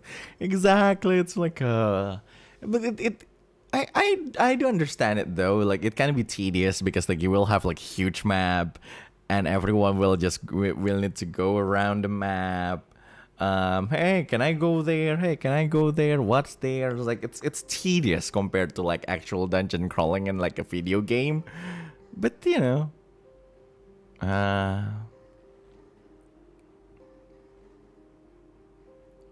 I've never thought about role-playing in battle, to be honest. Most streams I watch leans into RP outside battle and took a more practical approach in battle. Yeah, even Critical Role is like that. They do role-play still inside battle sometimes, but most of the times they just think of like most of the time they just do it like, you know, like just a battle.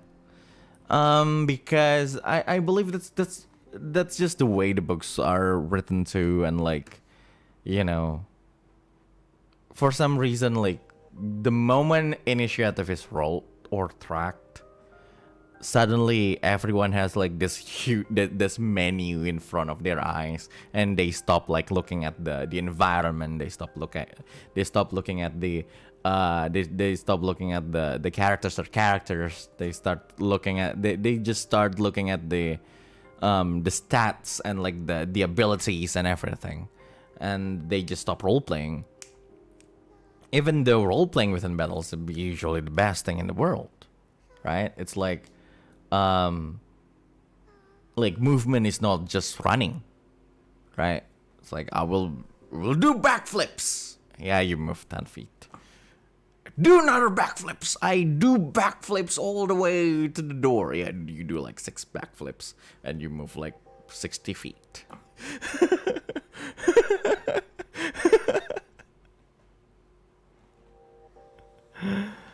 If you're a seasoned adventurer, you probably try to make the most optimal decisions in battle. But like, yeah, when some emotional stakes are there, you probably don't need to. So yeah, it's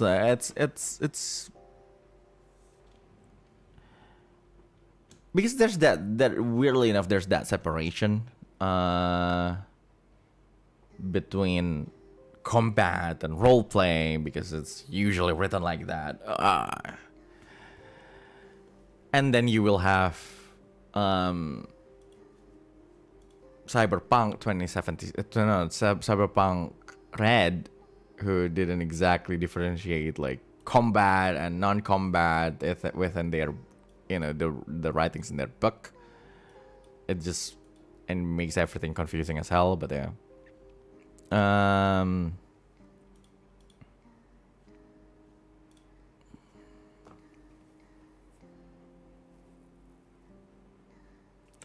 I've been really curious on playing D&D, but I don't really know the A to Z, and I don't really have a friend to play with.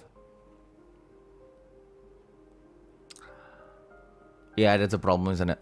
I think if you want to start D&D, it depends on how you want to approach it. D&D is, well, as much as we like hating on D&D is like hating on Starbucks, right? It's like, oh my god, it's so basic. Everyone who hates D&D is like, oh my god, it's so basic. I don't exactly hate D&D, but I don't think it's the best thing in the world. But the best thing about D&D is just that it's so mainstream that it's accessible for everyone. So like, so yeah, so you have a lot of ways to approach like playing a D&D game.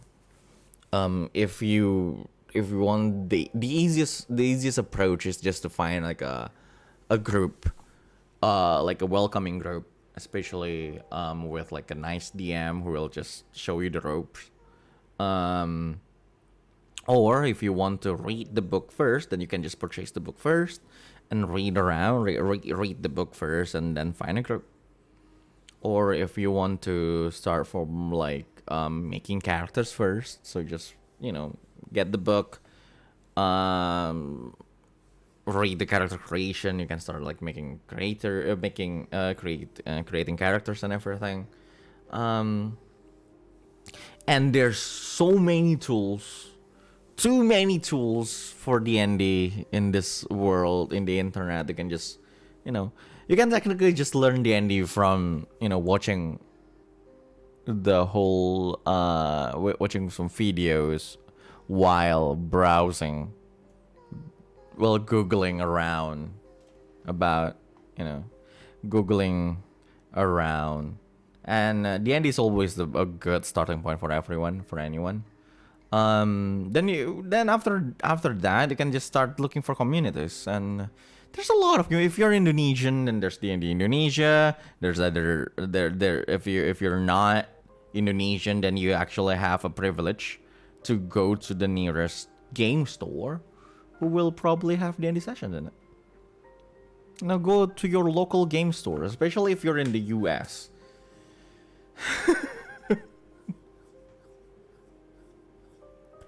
My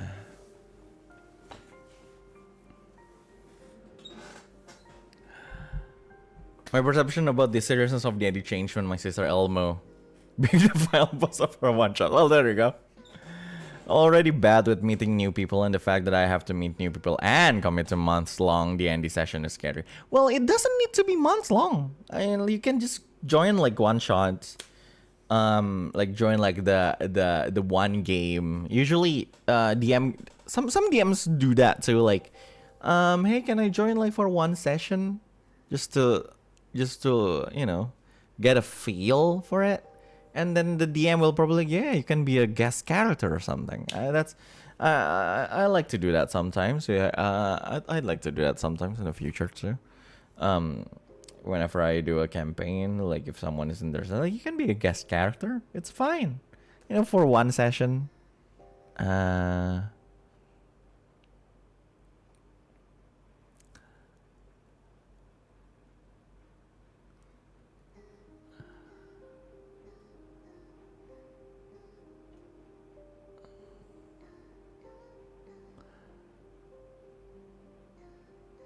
If you're pretty sociable, like look for communities, yeah. If you're more of a private person, then find some, like, get some friends, because like again, the issue is usually like, oh my god, I do not have friends who's interested in D&D. I was like, so like how do I play with them? And like, it's not like you're always interested in D&D, right? Like there's when you became interested in D&D, you weren't before. So like you can make your friends be interested in it. You can show your friends how interesting it is, and like they probably will be interested in it. But I think most people who play TRPGs are nerds anyway, so like the communities are not that. The communities are not going to be that, normies. The communities won't be full of normies. So it's fine. It's going to be fine. They're all going to be nerds.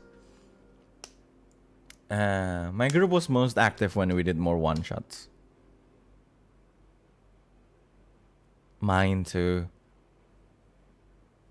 One shot is always fun. One shots are always fun. It's like, you get to do one-off stories. You get to test things out. You get to play different characters if you're a player. You get to play with different groups. Because probably you are sick of your current group for a while. Well, there you go. What do you expect of communities who do adult pretend play? I know, right? Like, see, it's playing house with dragons. From what I've seen and heard from my dedicated sister, one shots are supposed to be chaotic. More like one shots is the one shots are the best place for you to do chaotic like roleplay, because like there's no consequences, right? Whatever happened in that one shot will just stay in that one shot and will not, you know, haunt you in your dreams in the next sessions, unless the DM is me.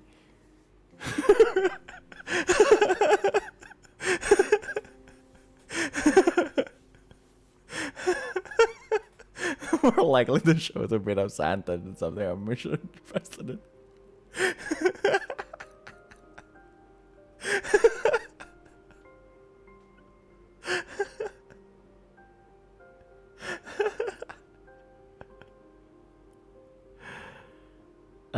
Lord.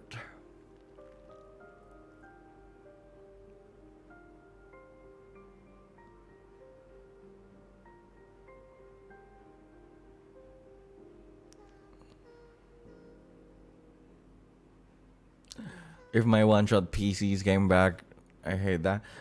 You know, like... like one thing that I really want to do in my mind in my life is like make sure that my players, just me and Max, in a one shot, and then bring their characters as enemies in the future.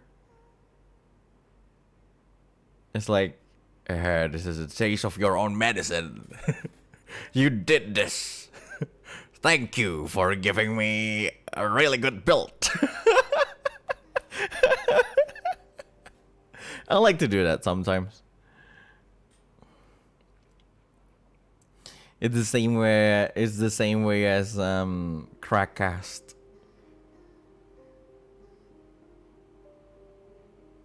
It's like, what? You can do Crackcast? I can do Crackcast. Who are you? I'm you, but better. Exactly. This is what you bring into this world. Now you need to face the consequences of your action. Muhahaha. Kind of thing. Yeah, that's the ending, man. Hey, by the way, it's a shit. Yeah. I do that a lot back then. Like back when I used to play, used to DM D&D games for my friends. Before I debut, of course. But yeah. It's like, what? One shot? Yeah, let me get like the stats from like your character from like a certain one shot. I'll rename it, but it's still that stat. So like, you know, Zamamiro.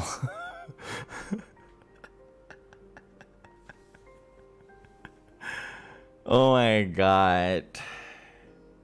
I really want to play as a monk. Just a pure monk. Pure level 5 monk. It's like, oh my god. If I have like the privilege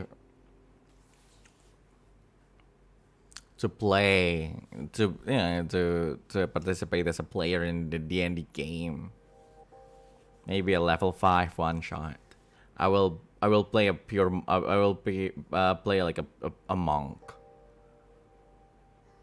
and just annoy the DM with stunning strike.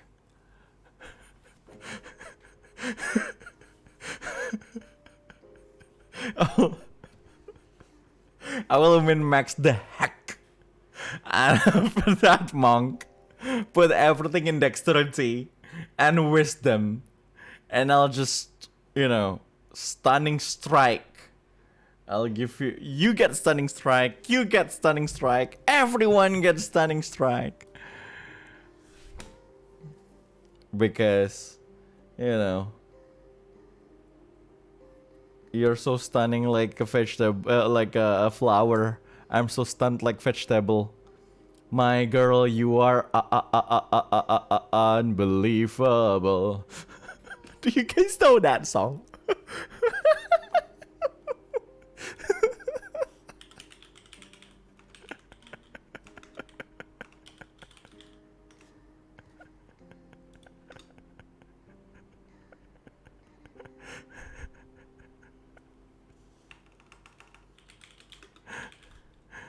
Do you guys not know that song? Oh my god.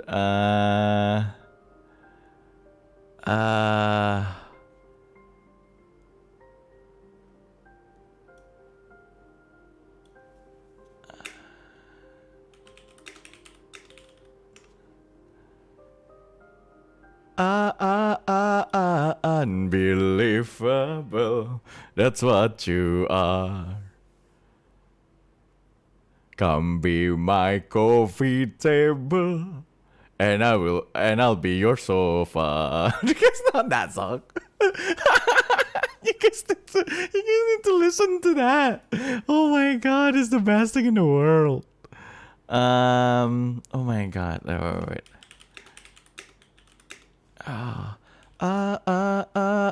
Unbelievable.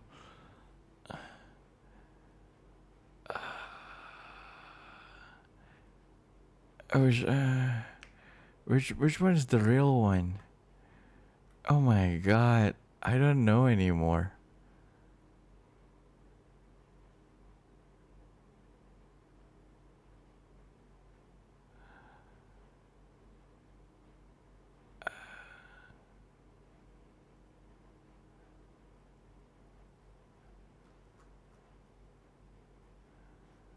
Wait, I don't think I can find the original one on YouTube, so I will not share it. But I'll just okay. So there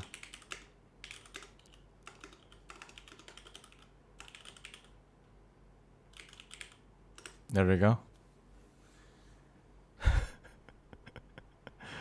You blossom like a flower. I'm so stunned like vegetable.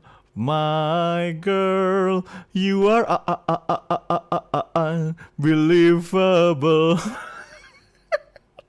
It's so good. That song is so good, by the way.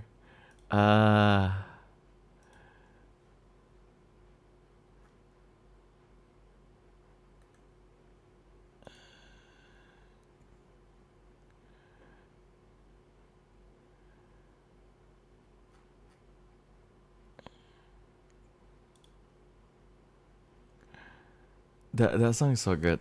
I like that song. My brother introduced me to that song.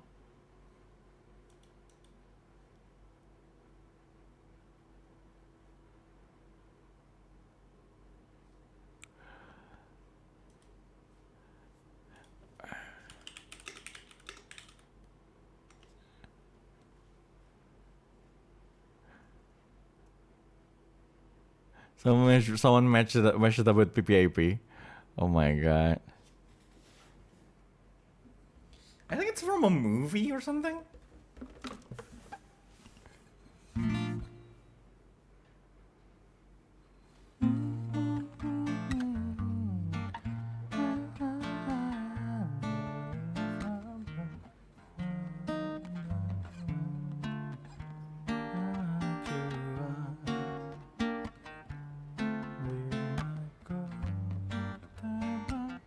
And I'll be your sofa.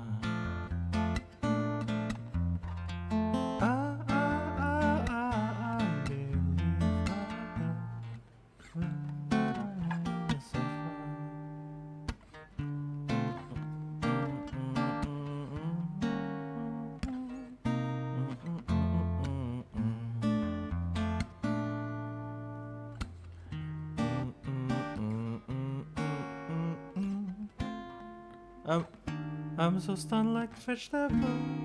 My God, you are unbelievable. I need to listen to that song again later. It's been a while.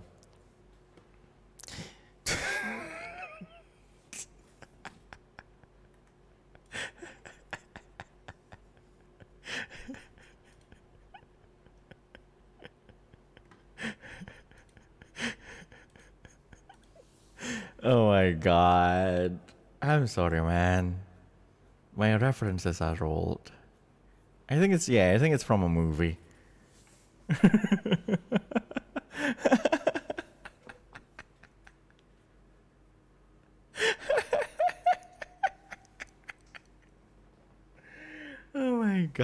god. Oh wait, this 4:30. Well. But yeah. Anyway. Yeah, it's a fun song, isn't it? God. What's happening lately? Twitter decided to change its name to X. You know, like at this point, I think Elon Musk just like the letter X. You know, because his child is X, SpaceX, and now Twitter is X. And that logo, though, oh my god! Like how the hell did you just reach the point where, dude? That's such a Reza Avanluna way to design logo. Find a font, write the name of the product. There you have it, a logo. Such a Reza Avanluna way to make a logo. Like, what the fuck, man? if you're Reza Avanluna, that's fine, but you're not. You're Elon Musk.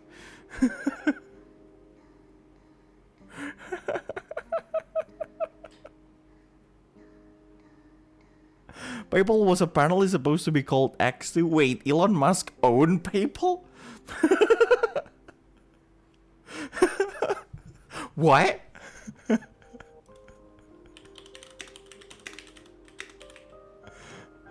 Wait, Elon Musk owns PayPal?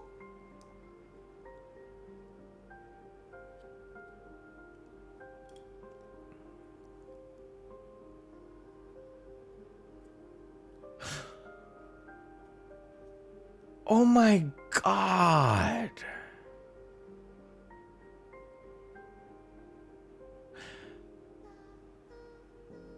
I see. Oh, that makes sense. Okay.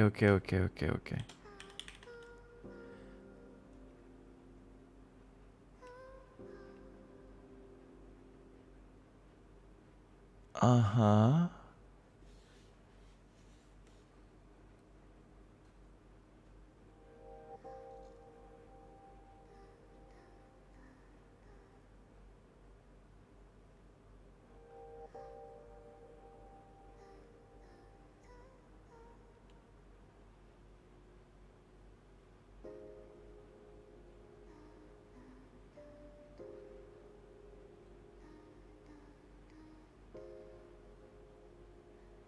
Oh, so he actually owned X.com from before. Oh, so X.com is his since the start. And like but X.com merged with PayPal.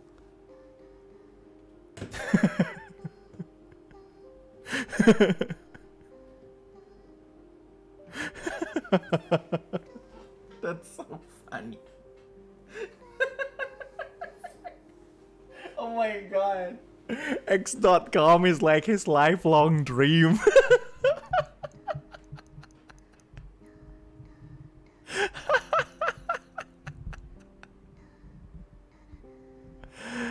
Oh my god. So he doesn't own PayPal technically anymore.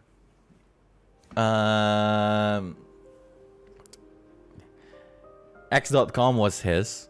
X.com was like a financial like it's like PayPal basically. X.com was like PayPal, but then X.com like just lost to the what is it, the competition, and like it got acquired. It was like, you know, it merged with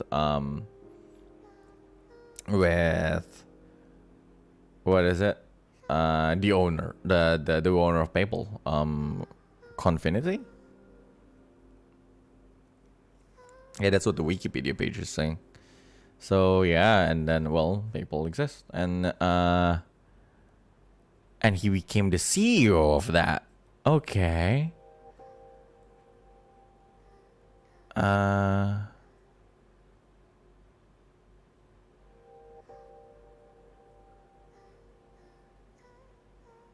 and then he got ousted, and then he got fired.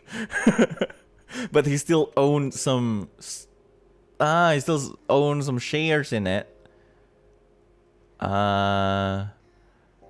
He was the largest shareholder for PayPal. And then PayPal got acquired by eBay, and and then he purchased the X.com back. Yeah, so basically, it's his thing since before. X.com is like his thing from before SpaceX. Oh my god. Like, X.com is his baby. It's like, it's like owning an OC. And then finally found an outlet for that.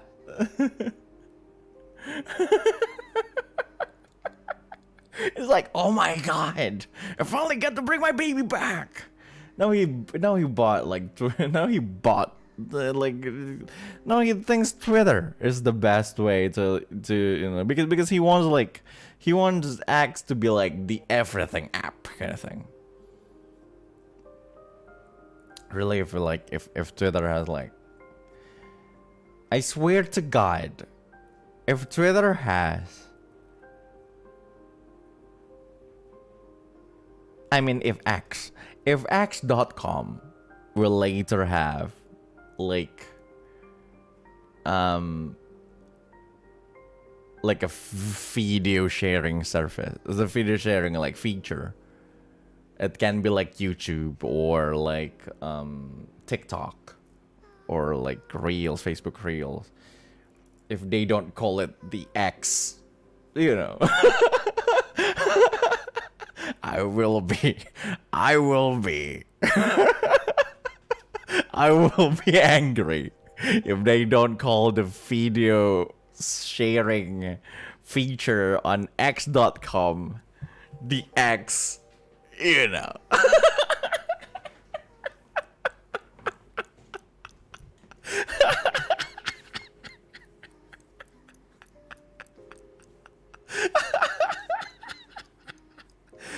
Seriously, you can just buy it. I know, right? You can just buy it and revamp the whole site.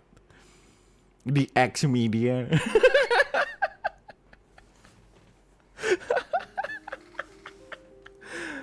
Oh my god. Yeah, he can actually do that. He can do that. Here's Elon Musk. What? Here's money. The car. Oh my god. You know what? I don't think I can Google the Wikipedia pages. Is there even a Wikipedia page for that? Let me search it on Wikipedia rather than search it on Google, because that will, searching it on Google will not show the Wikipedia page of it. It will just show the site. So, so I'll look at it on Wikipedia.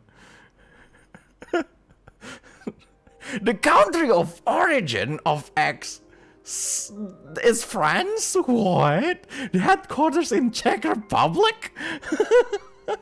What the hell? That's mind-blowing. I thought it's a US-based bullshit. Turns out it's from France.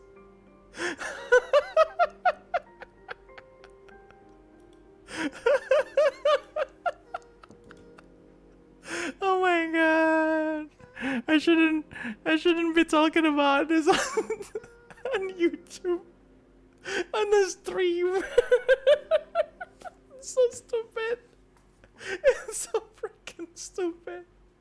But apparently that thing is based on France. Oh my god. Oh my god. More than 120 million US dollars? What the hell, man? Jeez. That's a lot of money. You can make a whole entire site again with that money.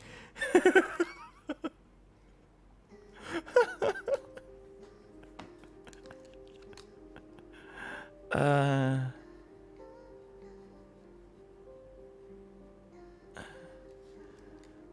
but they will ruin things probably. It will be like when a certain F side was purchased by Denichu. We'll have way more in longer term. Yeah, I know, right? I was like from stuff.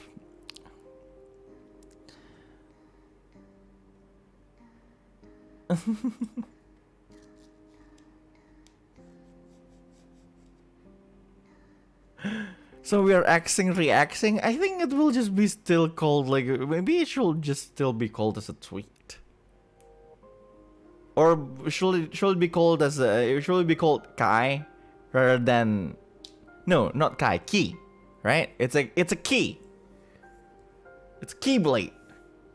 Oh my god, Elon Musk is Xehanort.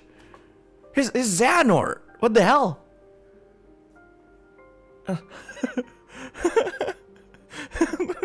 He created the Keyblade. He's trying to create a Keyblade. Join us, Don Rob.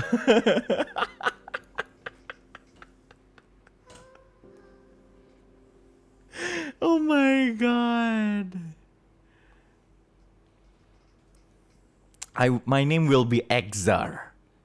EXZAR. Exar. You know? That's my nobody name.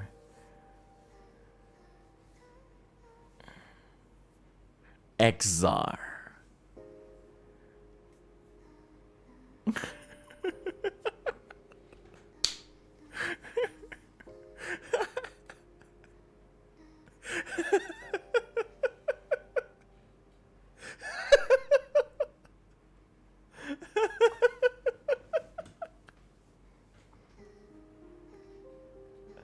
Or maybe my name should be Erzax. Erzax.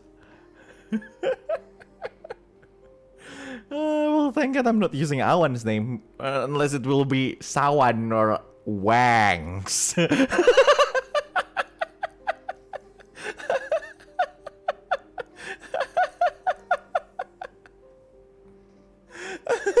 Just, it's either Sawan or Wangs.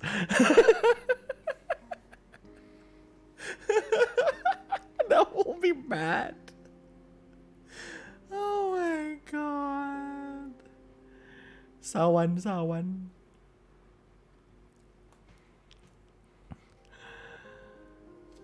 Dang.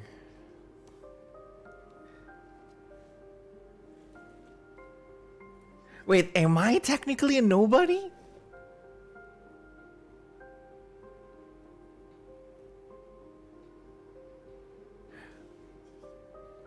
I mean, we all know what Awan did. I guess. We understand like what Awan did, right? Like, am I technically a nobody or am I heartless?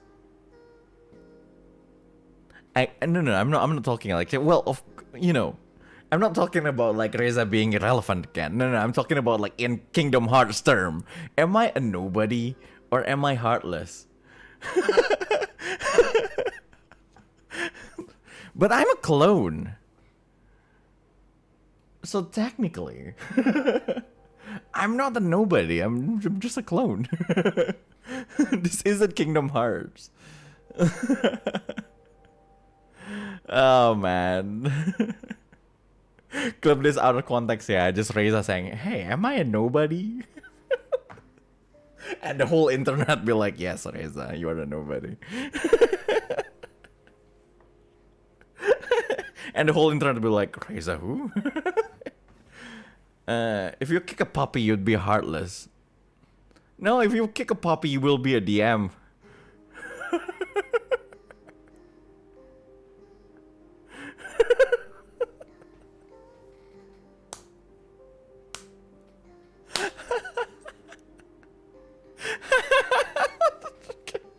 If you kick a puppy, you will be a DM. Or the JoJo villain. Yeah.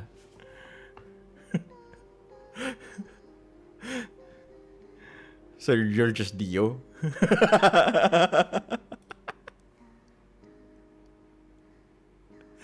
Oh my god.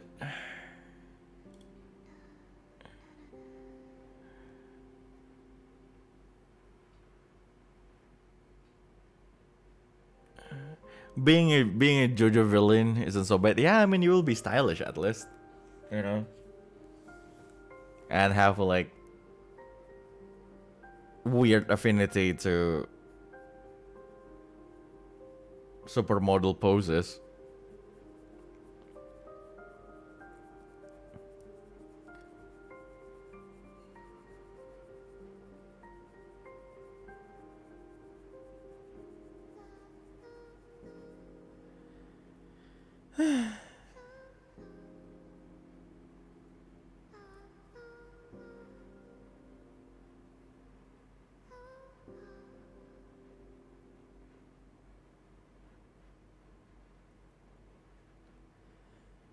Man, jadi lapar. Maybe I should have some breakfast later. Breakfast at 6 a.m. Para-pa-pa-pa. Just like it. Soalnya lu tau gak sih yang nyebelin sekarang tuh bubur ayam tuh gak ada. Gila ya. Gara-gara covid nih sumpah. Orang tuh udah gak jualan keliling lagi sekarang. Gara-gara covid tuh.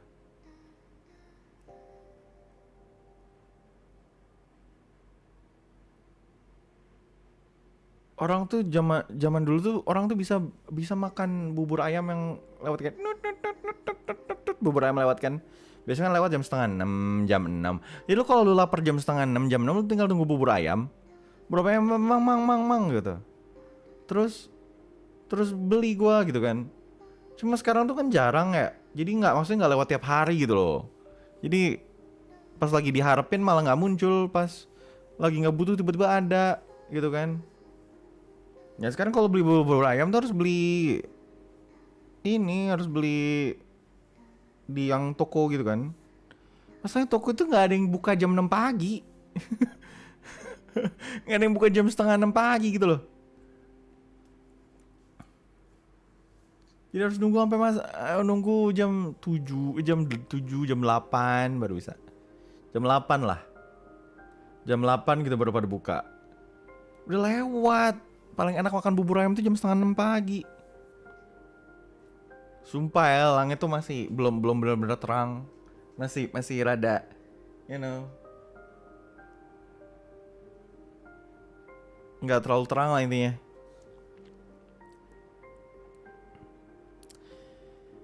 But yeah.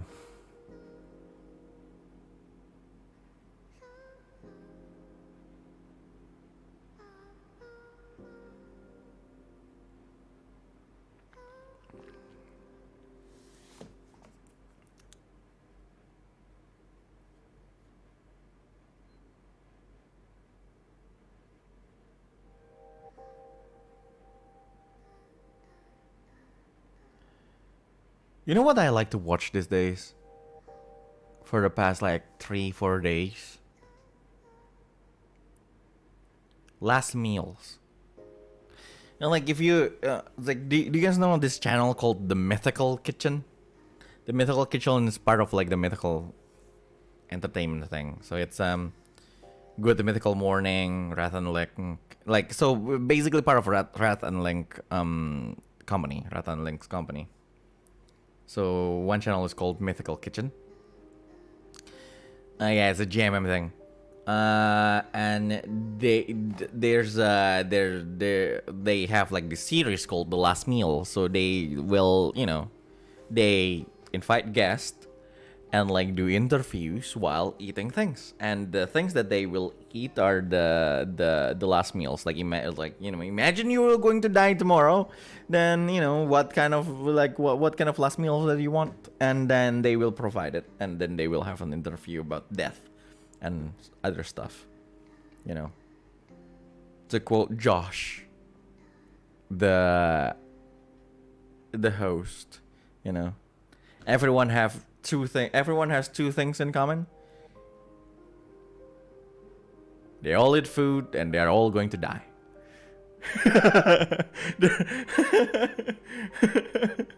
We're all we all gonna eat and we're all going to die. So yeah. What will be your last meal, Jack? My last meal will be my mother's spaghetti bolognese.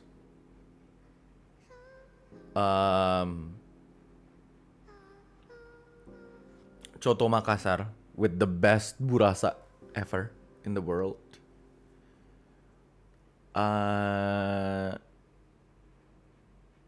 Chicken sandwich. You know, chicken burger. Popeye's spicy, cheesy chicken burger. Like Popeye's, like, specifically. 2 cans of, like, Coke.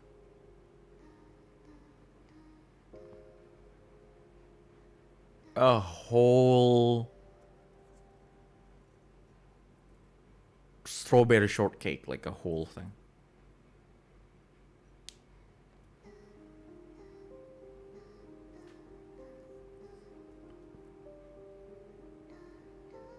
You can eat them in one sitting. Yeah, I mean, if I'm going to die tomorrow, then I will eat all of those in one sitting.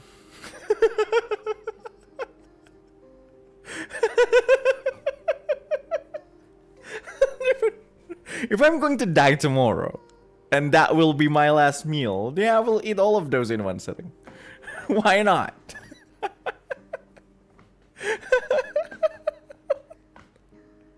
Oh my god, it's like... If I'm going to be dead tomorrow, might as well just die from the last meal.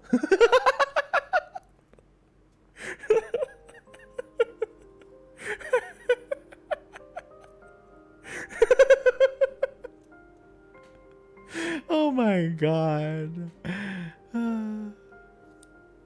Yeah, I think that will be my last meal, you know.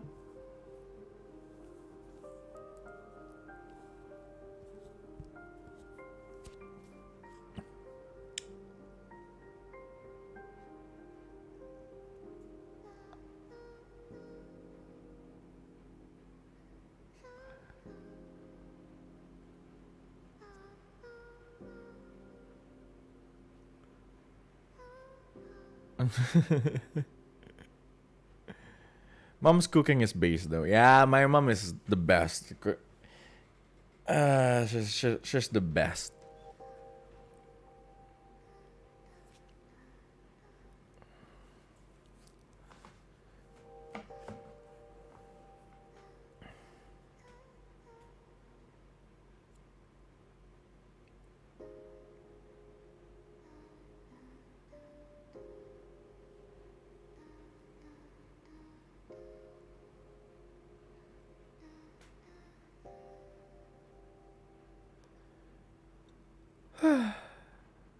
Moms are the best.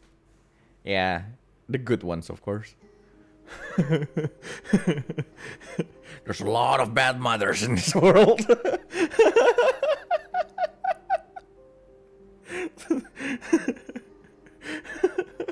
Oh my god, thank god my mom is a good one.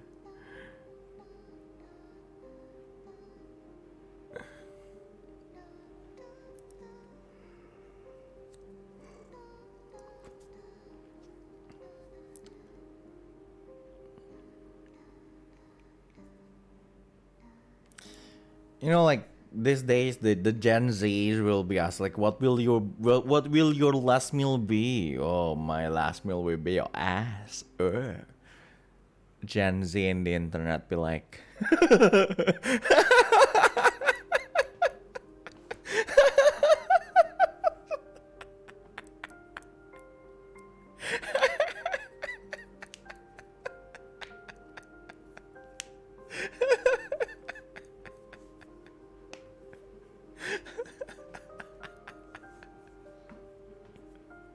that's some type of cake. That's some type of cake.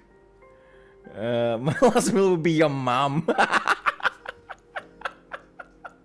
What that. That's, oh my god, don't say that. Dude, really? Why?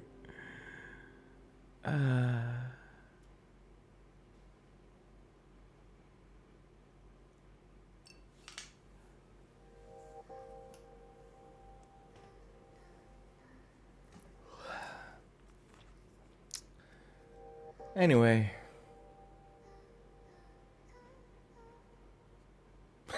Hepatitis don't matter when I'm dead. What if you die because of it?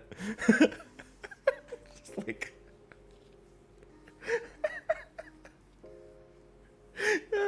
being a death row inmate. Be like, you can't kill me with your death sentence if hepatitis got me first. Cannibalism is such a Gen Z thing. Oh my god, Gen Z's role model is like just Hannibal Lecter. Oh my god, oh my god.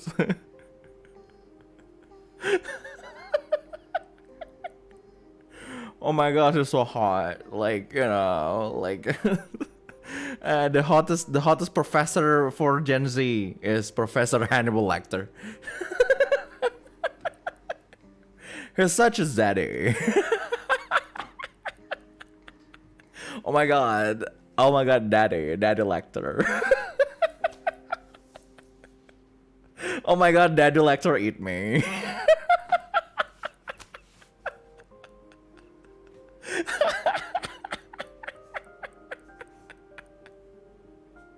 The stupidest thing ever. Oh my god. Gen Z the internet be like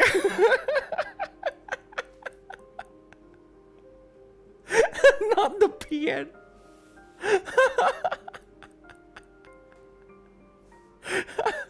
That joke, I wish I was on that row. Oh my lord.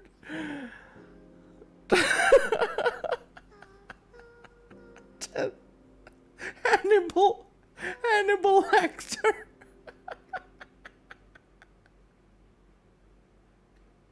Oh my god. Gen Z Hannibal Lecter be like, oh my god, no, I'm vegan.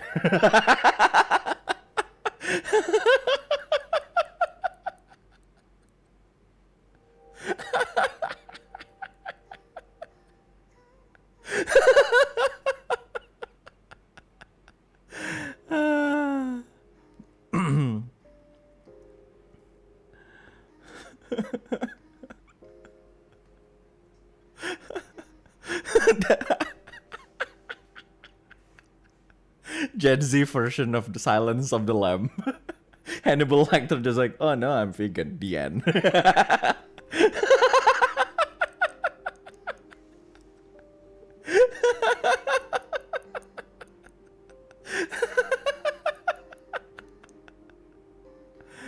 Oh Lord. Hannibal Lecter.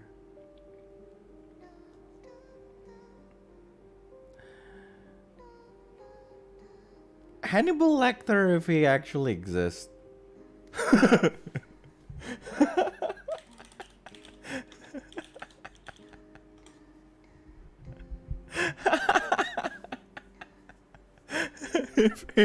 if he actually exists in this world, in this day and age, he's probably going to be like a YouTuber. Welcome to Cooking with Lecter.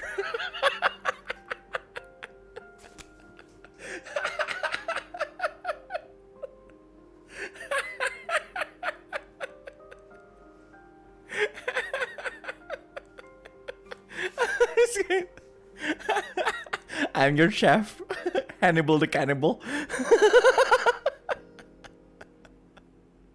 And everyone will just eat. Everyone will just think that it's not real, right? Like everyone, like looking at the YouTube videos, will just think like, haha, that's a character that he plays.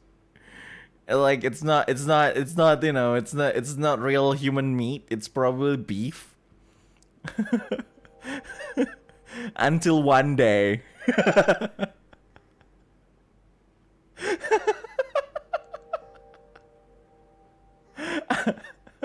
Until one day he opened like a chain restaurant.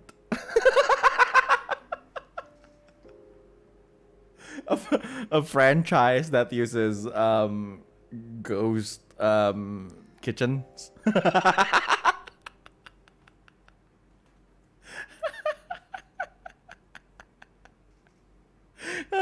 It'll just be called Hannibalism.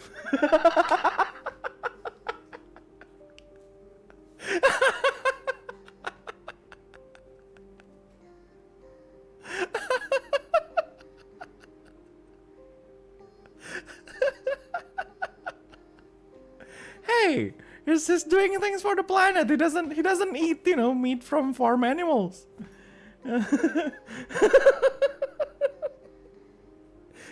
And he actually reduced the number of people, so that's good for the environment. It's a eco-friendly meal with Hannibal Lecter. Welcome to eco-friendly meal with Hannibal Lecter. Today.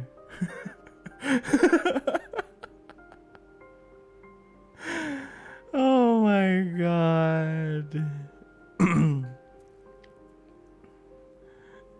Save the earth. Eat your peers. Dude, what if... Dude, that's like a dystopia thing, right? It's like...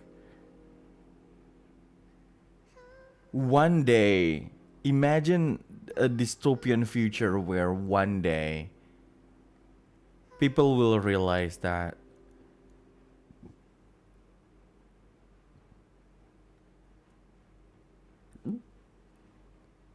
the best way to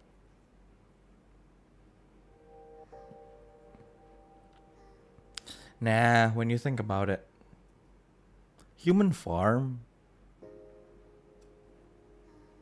it's not gonna be efficient, isn't it? It's like, when you think about it, wait a minute.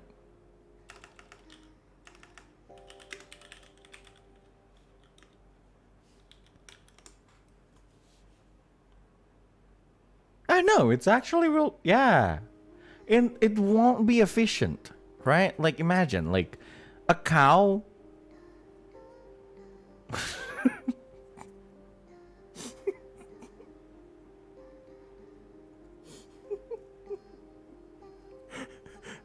A cow's pregnancy period lasts for around like 9 months. So it's the same as a human, right? But like a cow will actually be like huge, right?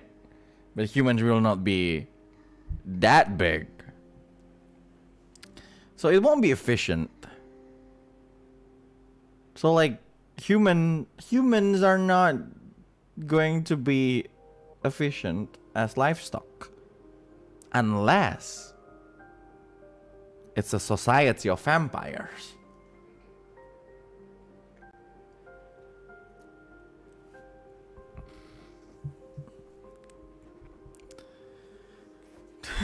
Will be real expensive nuggets.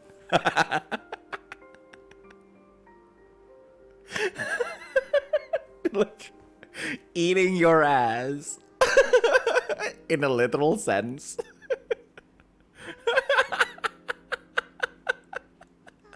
By Hannibal Lecter.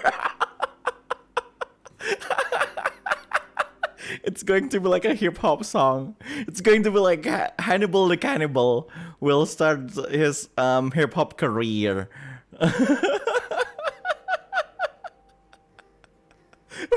With songs about eating your ass in a literal sense. Ayo. I'm Hannibal the Cannibal.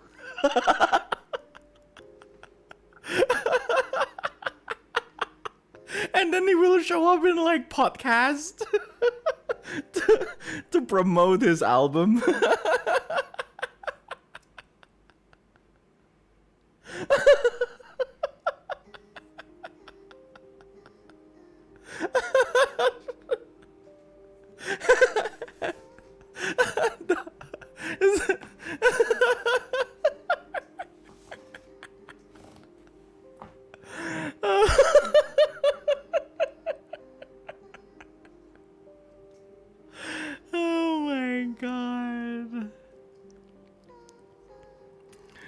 Hannibal the cannibal will be like, I'm starting a movement from today.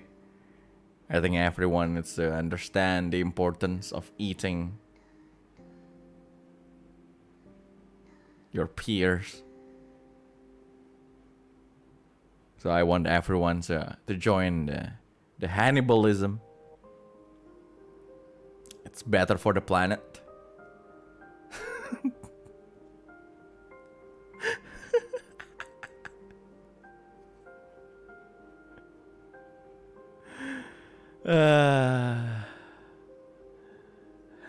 Hannibal Lecter, the YouTuber.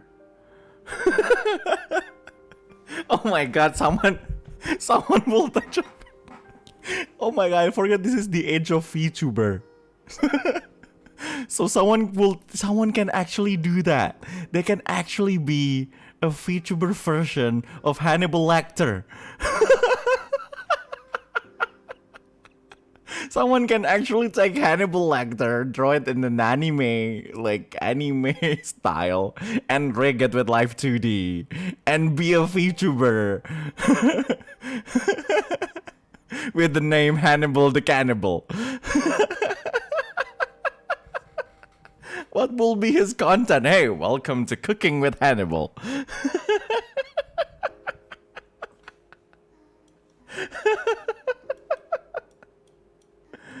Oh my god. A Hannibal meal is always full of herbal. Off collab. Don't go on off collab with Hannibal the Cannibal.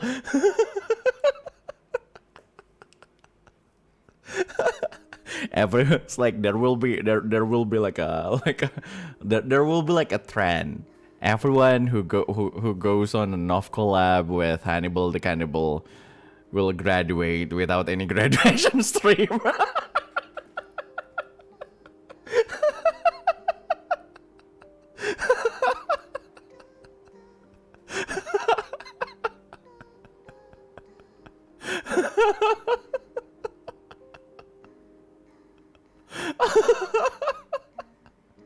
Oh my god, Hannibal the Cannibal. Dang. Let's not do that. Let's make sure cannibalism is not normalized, guys. I don't think anyone is trying to normalize cannibalism, but like, you know, we don't know what the future holds.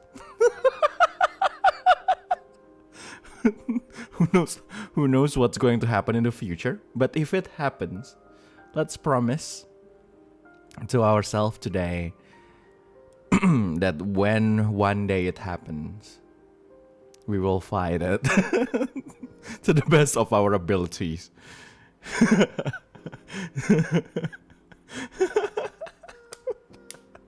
We already have chickens in VR.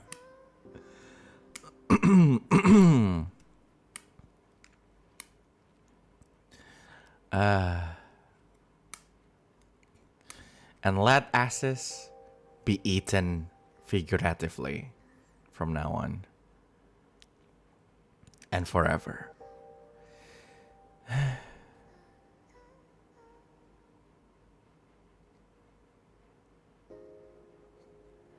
Da, da, da, da.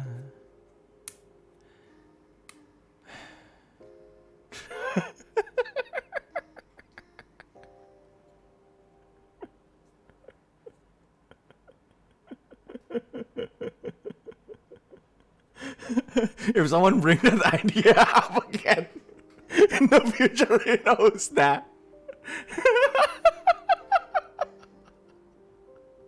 Hey guys, I'm Hannibal the Cannibal. Ding ding ding ding ding ding ding ding ding ding ding ding ding ding. Bunda akan membuat ibu-ibu.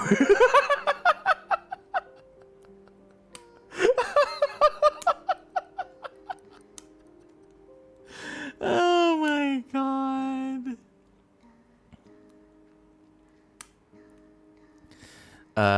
I had an NPC before. Who's a death row inmate. Whose name is wait, I forgot the name. but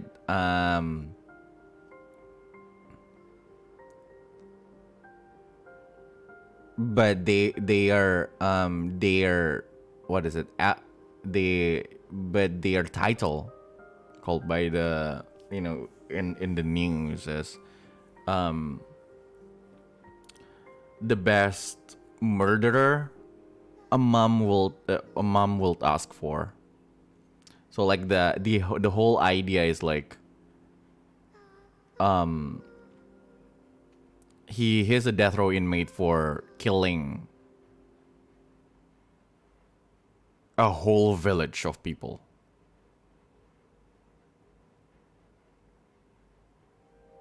Because his mom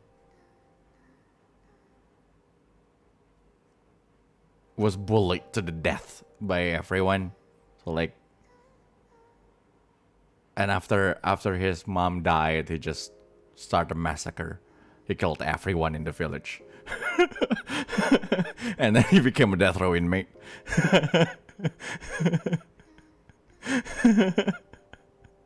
Like that.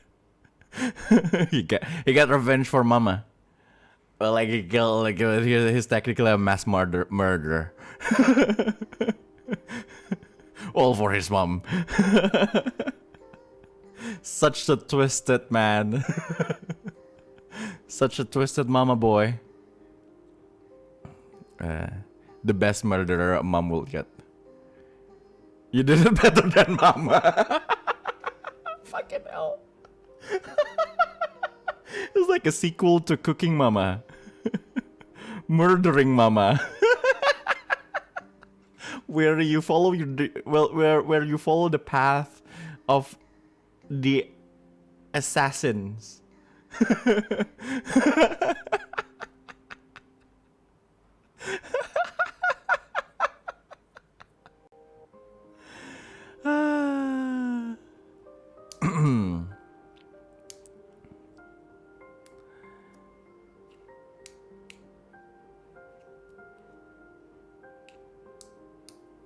Didn't Cooking Mama mine Bitcoin on 3DS? What? What? That's new. Jason forget Friday the 13th? From Friday the 13th? Yeah, he's a mama boy. Jason's a mama boy.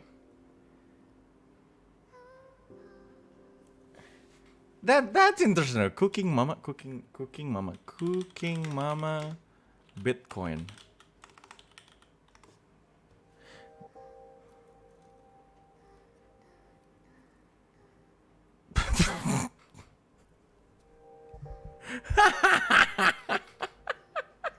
So there's a rumor.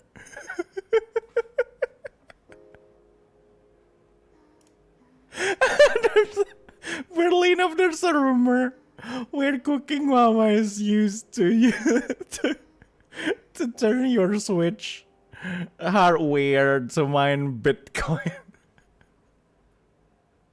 That's the stupidest thing ever. It's a rumor from 2 years ago. Oh my god. Why would you mine Bitcoin using Switch? Yeah, I mean Switch is not that powerful of a hardware. Don't use your Switch to mine Bitcoin. Sora?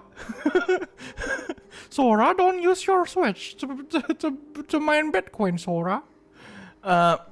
This seems like one of those rumors where someone starts it and then when it's publicly denied, makes more people believe it. Yeah, I know, right?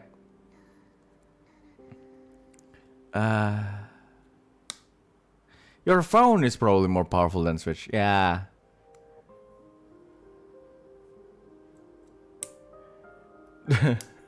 Did someone mention the door to the blockchain? Sora, use your keyblade to open the door to the blockchain.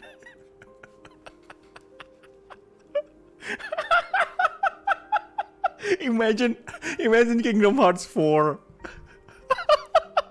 having a world just called like the blockchain.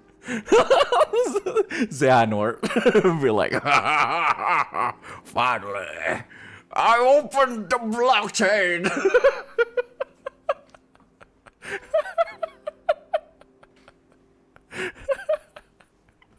Kingdom Hearts blockchain of memories.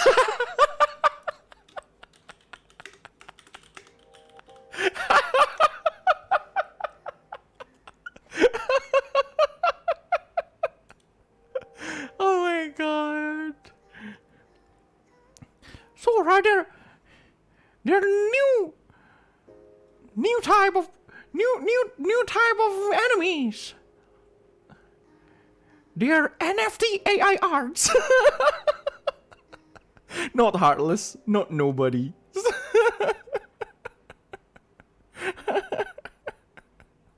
But they are heartless creation of nobodies. NFT AI arts.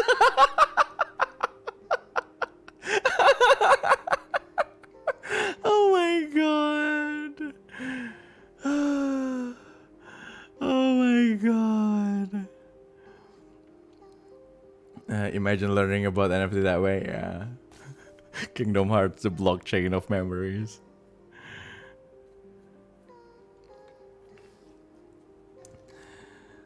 Oh god. He got minted.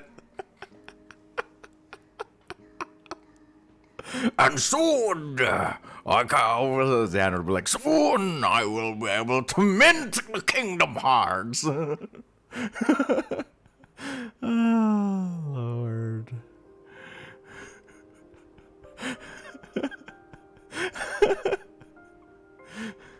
Kingdom Hearts, the battle between the lights and the non-fungible.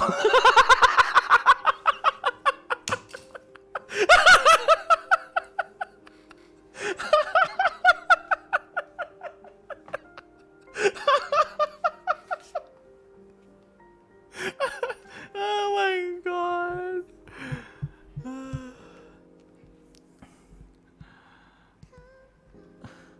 What else is I'm sure there's other games with chain in their name.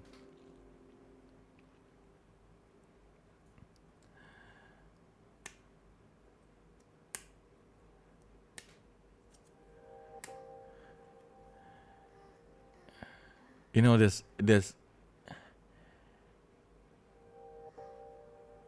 this whole stream is cursed, man. Why we're talking about Hannibal the Cannibal and then we're talking about NFTs? God.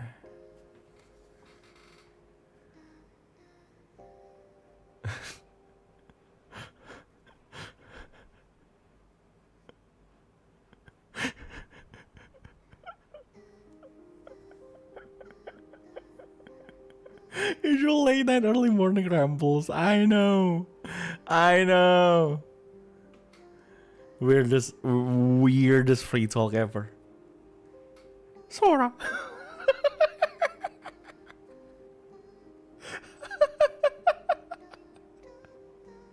Man, you know what bumped me out, man?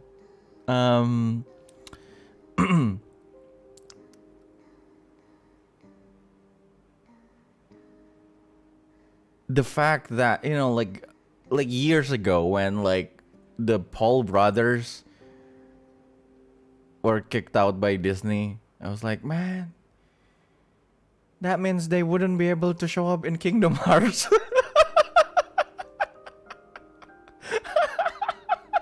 Believe in the hearts every day, bruh.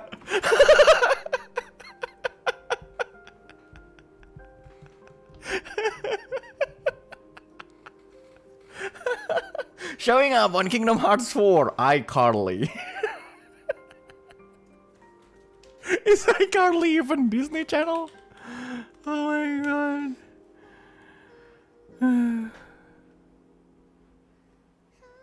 It's Nickelodeon, actually. iCarly is from Nickelodeon.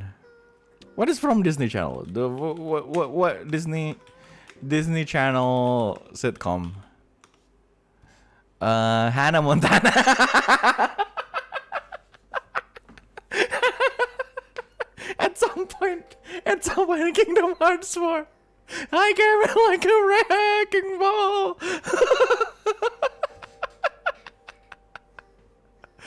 Oh God.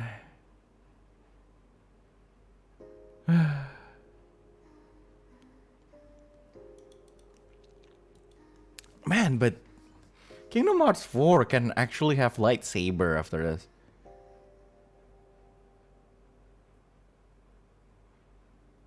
And Marvel stuff. You know? That actually makes sense, but like Obi-Wan can be like, Sora, you need to believe in the hearts of the key. What was that? I forgot. You need to believe in the hearts of the cards. Wait, what? That's the wrong franchise, Sora. Hello there. Hello there. Told you, man, Spider-Man versus Elsa. Are you sure not Spider-Man dating Elsa? Oh my fucking God! In Kingdom Hearts, Spider-Man marrying Elsa can actually be canon.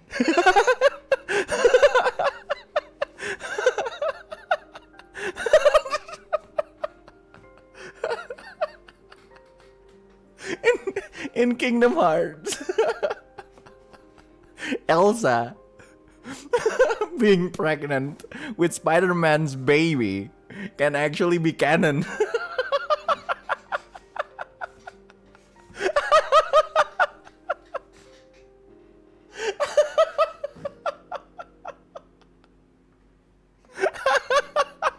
It's Spider-Man 4. The cult never bothered me anyway.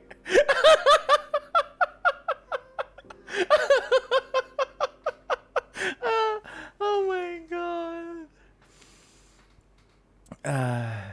Just because she looks like Gwen Stacy? No, because they're both owned by Disney, isn't it? They're both owned by Disney right now, like the at least the movie. Nah, technically Spider-Man is not owned by Disney. It's like, you know, Spider-Man is owned by Sony, so I don't think Spider-Man will be able to show up in the Kingdom Hearts, but unless Disney buys Sony.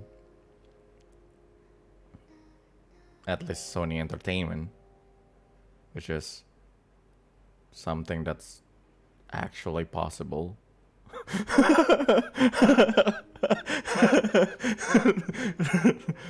Dang.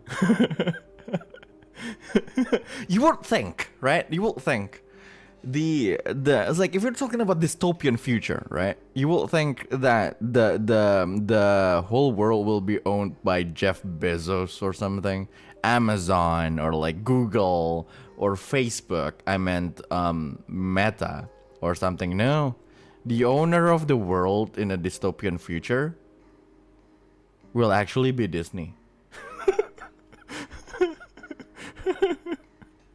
Ho, ho, ho. Remember the curfew? Remember, Mickey always watching.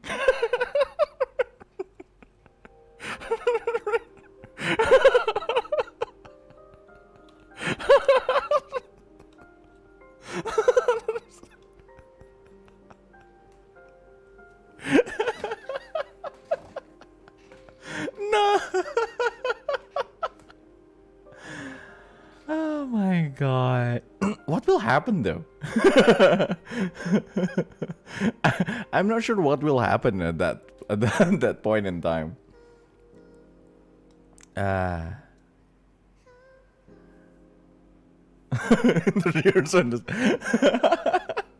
Dude, if Walt Disney is resurrected, he will, I'm sure the first thing he will say is like, "What the fuck are you guys doing?" Like, what did you do?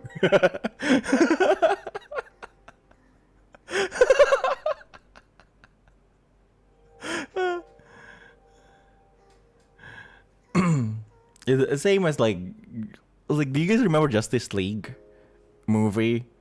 Yeah, you know, like Superman. I don't think Superman is like I don't think Superman when he was revived, like he became evil or anything, or like he lost his mind. No, he's actually just mad. Like it's like, dude, really?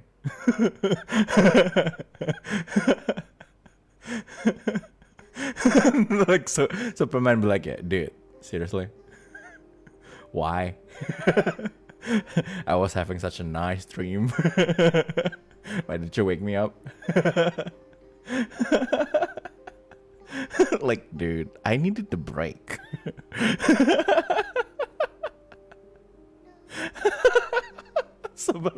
Superman.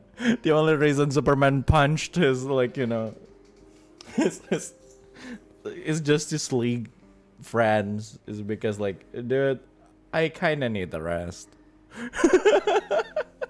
Can you, like, revive me in, like, 10 years from now on? Like, seriously, I just died. Like, can you let me, like, have a break? At least. Guys, really.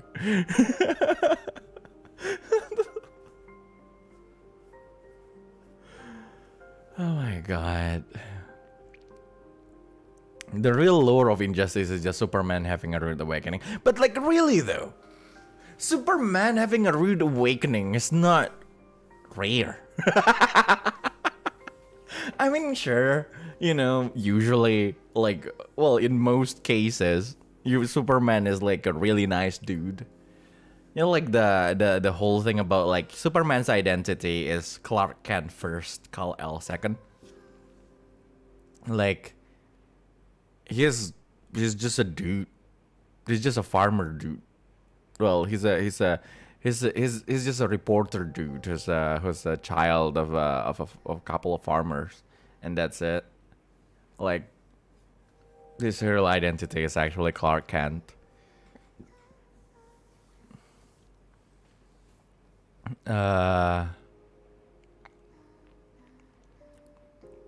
But yeah, so he's technically just a nice guy.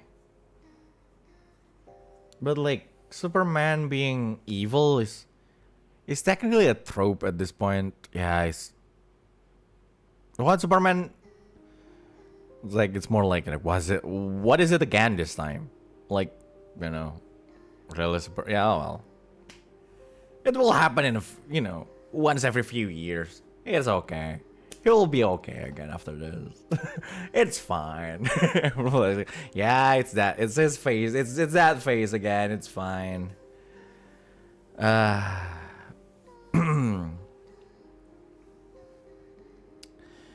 You know, like Superman was like I believe Superman back then is like power creeper the comic. It's like, do you get what I meant?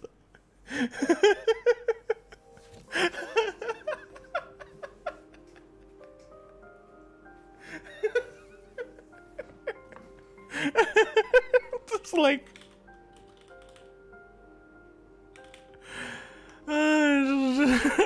like power creep the comic. It's like every single chapter he will have like a new power to the point of omnipotency. It's like, yeah, but it's different than Saitama. Saitama is just like, Saitama is just invincible. In a sense, like, yeah, he no one can hit him and he will just defeat anyone with one punch, and that's it, right? But like Superman is basically power creep the comic. Like, suddenly he has laser eyes, and then he can see through buildings, and then he has ice breath for some reason, and then he can jump at first, and then like jump really, really high, and then suddenly he can fly, and then he's faster than Flash somehow. Like, power creep the comic. Wasn't there one time his span the earth around so fast it reversed time or something? No, it's more like he fly around the earth fast enough to go back in time. He didn't reverse time, but like he flies around the earth fast enough to go back in time. Which is, it's so stupid. Like, how? Like, that's not even, it can't even be explained with pseudoscience. It's just, yeah, like you can go back in time.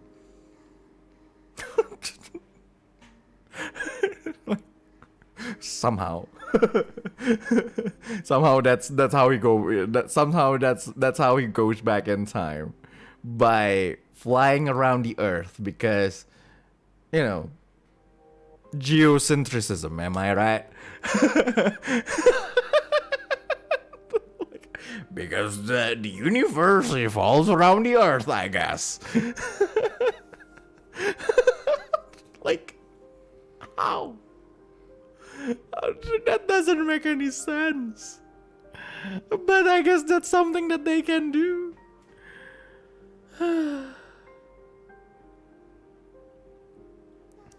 One of the continues is like he exposed himself to the sun too much. Kryptonite literally don't do anything to him anymore. Yeah, that's one thing.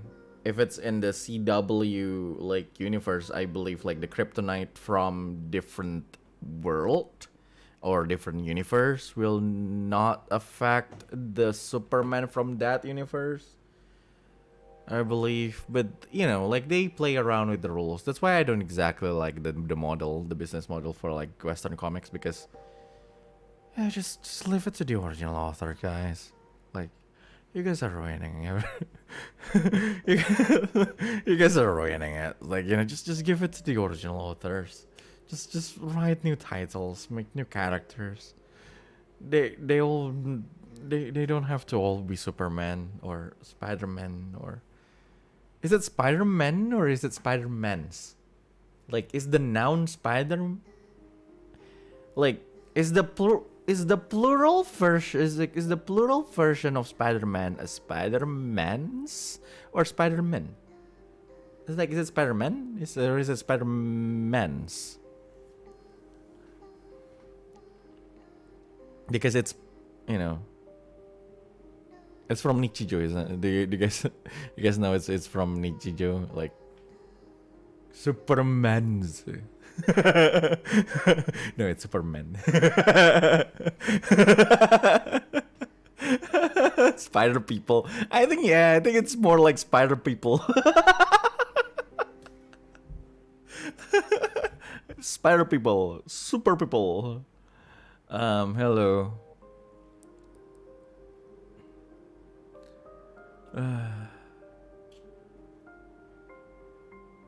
Spider beings. Yeah, because some of them are not people. Some of them are pigs. And I'm not talking about the actual pig.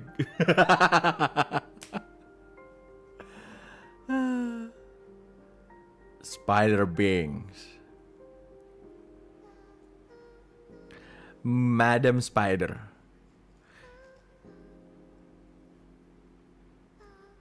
It's still very early to have up our brain with topic like this. Thinking hard. Well, let's go back to Superman being a power creep.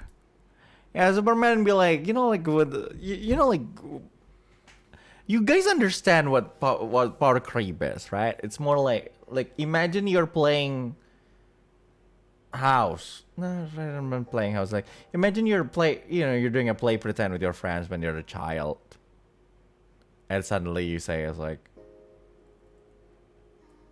oh no, I'm bulletproof.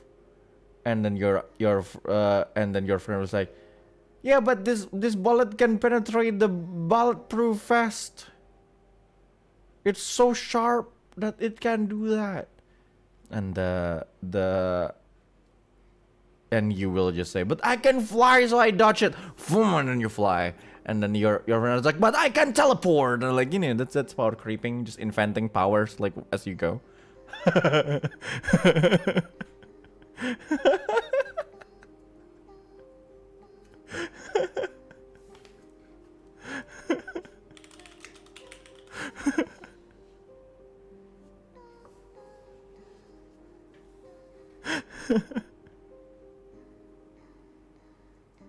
Oh my god.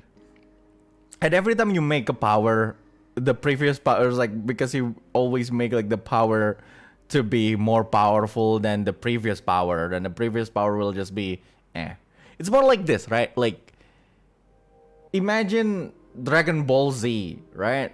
If Goku can just be because Goku can just be a Super Saiyan, Kaioken is obsolete. That's power creep. That's power creeping. It's like, you know, like it's just Dragon Ball, basically. It's Dragon Ball.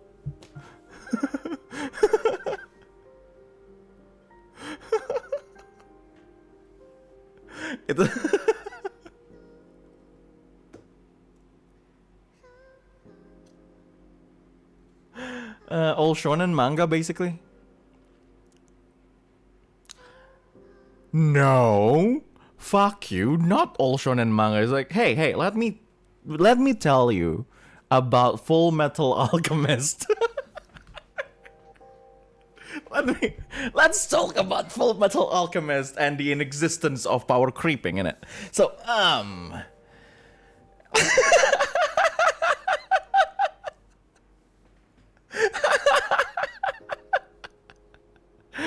oh god, here we go again. Yeah, it's Reza with Full Metal Alchemist again. But it's true though. It's true. Full Metal Alchemist is oh god. I think like shonen manga in general is like it's more like because, you know, if you're already so powerful, then if it's like if the enemy is not more powerful than you, and it won't be exciting because like the drama is about like getting more powerful than that. So yeah, it's within the genre. I think yeah, it's not necessarily bad, but sometimes it can be bad. Like imagine it's like gacha game mental. It's like gacha game bullshit, right? If the newest banner is not more powerful than the previous characters, then nobody will spend money on the gacha. Unless they look good.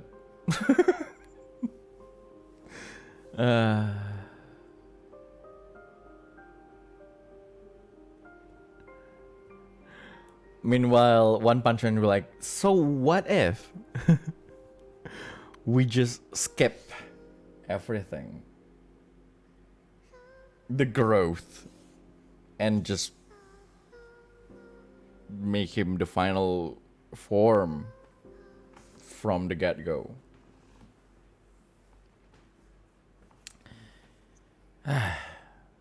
But then anyway, basically, but in shonen manga, it's more like growth rather than anything. Compared to like power creep in game design and stuff.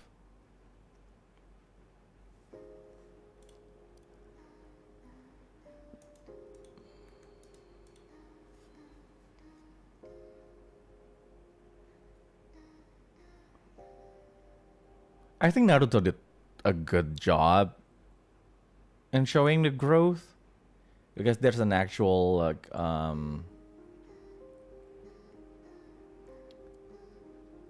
there's actual like some training like arcs and all, actual new powers that they can do, rather than just it's Naruto but more powerful. But no, it's like more like, oh, he has Rasengan now. Like he has Sage Mode now. But like it's not like Dragon Ball Z. It's Dragon Ball Z. Dragon Ball Z in particular. I'm not going to talk about like other Dragon Ball because I don't watch them. Dragon Ball Z in particular. It's like just, hey, it's Goku, but his hair is yellow. But technically he's just a more powerful Goku. He can still do Kamehameha. It's like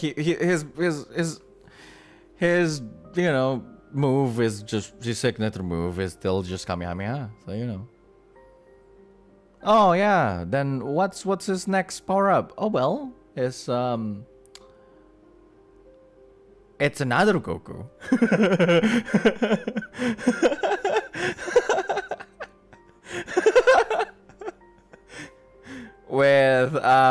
With a yellower hair. What do we call him? Well, Super Saiyan 2. Goku. You know?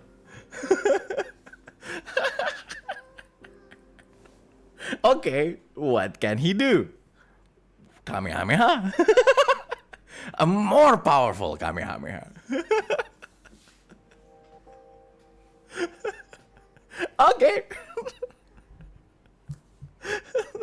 What's next? Okay, so the next stage is, well, it's Goku with yellow hair. Yeah, but this is the most yellow already like we can get. Well, but now it's long.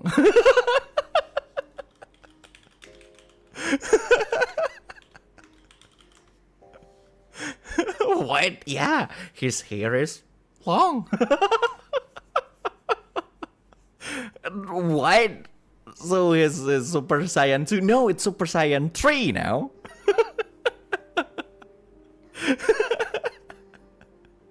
With a long hair.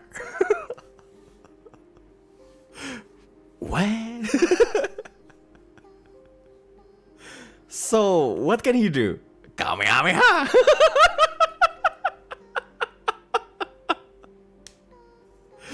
Sure, I guess.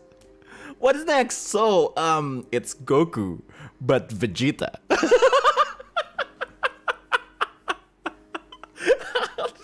Like, what?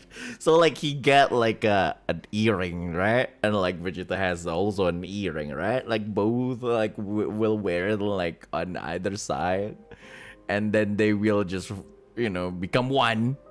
Yeah. So what will this guy look like? Well, he will look like Goku with yellow hair.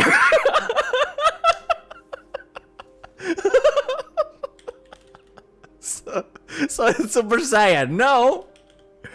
His name is Vegito. Wait, with black hair first, actually. It's like Goku with black. It's like just Goku with, like, you know, less wild hair.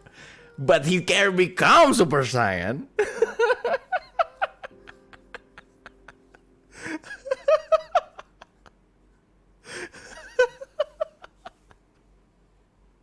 Okay. So he will look like Goku with real hair. Sure. What's next? So now instead of Vegeta first, so it's not Vegito. It's a totally different thing with Vegito, but it's still a fusion between Goku and Vegeta. But it's the other way around. It's Gogeta now. What?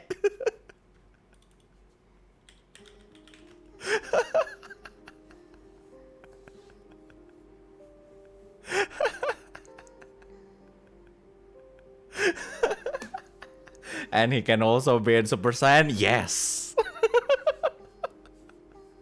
It will look like Goku with yellow hair. So what can Vegito and Gogeta do? Well, Kamehameha. But now, hear me out. They teleport before they do Kamehameha. It's totally not just Kamehameha, but they teleport first.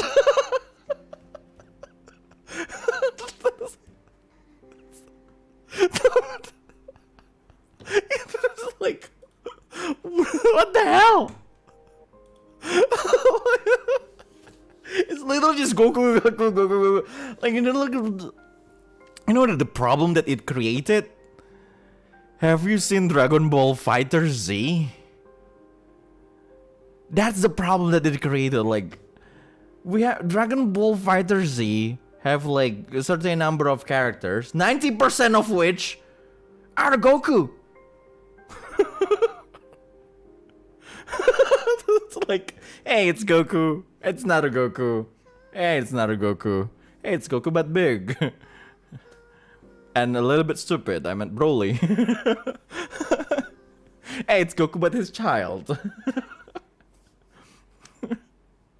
Hey, it's Goku, but its other child. Hey, it's Goku, but it's Vegeta. Hey, it's Goku, but it's Vegeta again.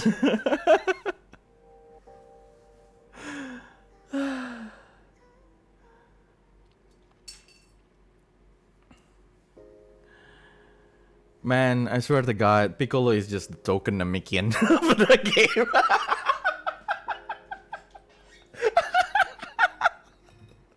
Hey, look! The cast is diverse. We have Piccolo.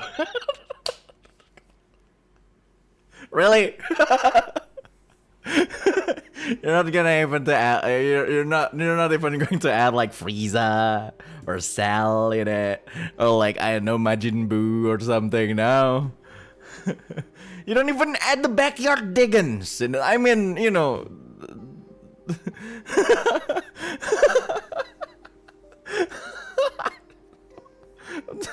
I mean, Berus. Oh my God.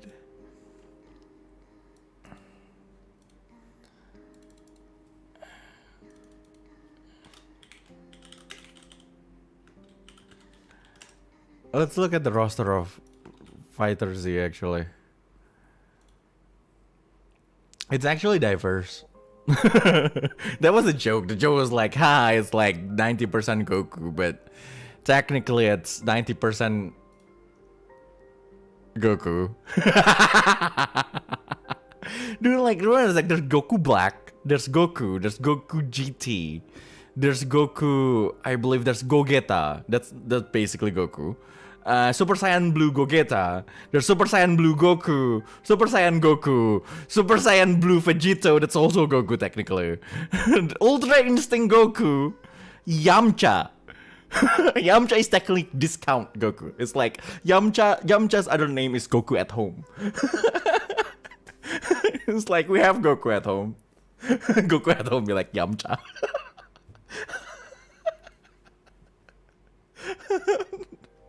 Have you seen Yamcha's like Spirit Ball? Yeah, that's like discount Spirit Ball, isn't it? God. Weirdly enough, we have like Android 16, 17, and 18. Also 21. Beerus is actually in Fighter Z. Yamcha is Goku Free Trial, yeah. Goku Free Trial without the Heaven Sword expansion.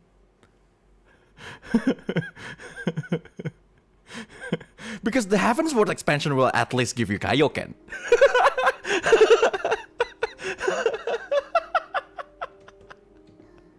Well, technically getting Kaioken is not Heaven Sword. It's more like running away from the heaven.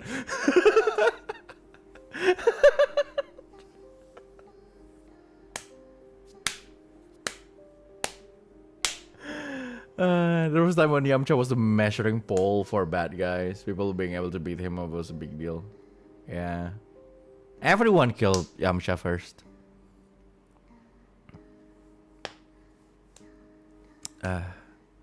Bardock. There's Bardock. That is Goku, but he's dead. There's even 2 Brolys. And Dragon Ball Fighter Z, man. Cell and Frieza exist. Cooler. I don't understand why Cooler exists in Fighter Z, actually. There's Frieza. There's Cooler.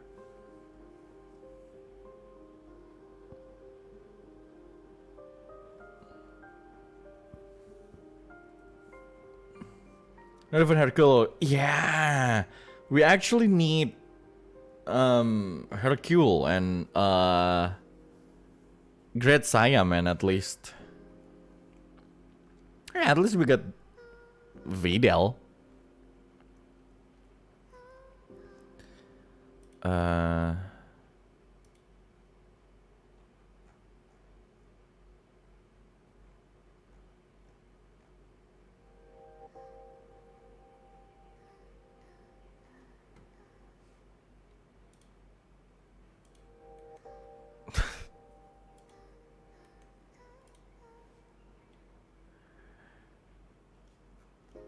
I think I want like I'm not exactly sure what I want from like a Dragon Ball game, like who I want to see in a Dragon Ball game. I'm not exactly a huge Dragon Ball fan. I'm more of a Full Metal Alchemist kind of guy. We need the Full Metal Alchemist game, okay? Like, Full Metal Alchemist is not milked enough. We need the freaking Full Metal Alchemist game. You know, you know what? Give me a whole RPG. A whole Full Metal Alchemist RPG. Please. No, like, not fighter. I don't want a fighting game. I want like a Tales of Arise kind of thing, you know?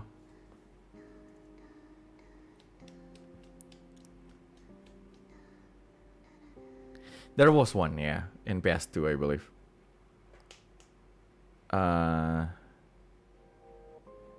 We don't have enough. We don't have enough, though. You know what has a turn-based RPG?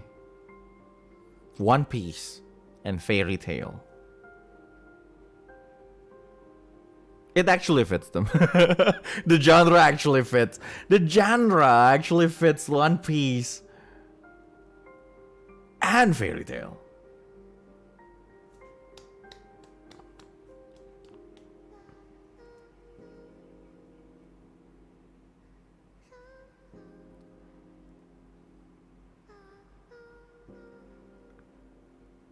Anime, man. Anime.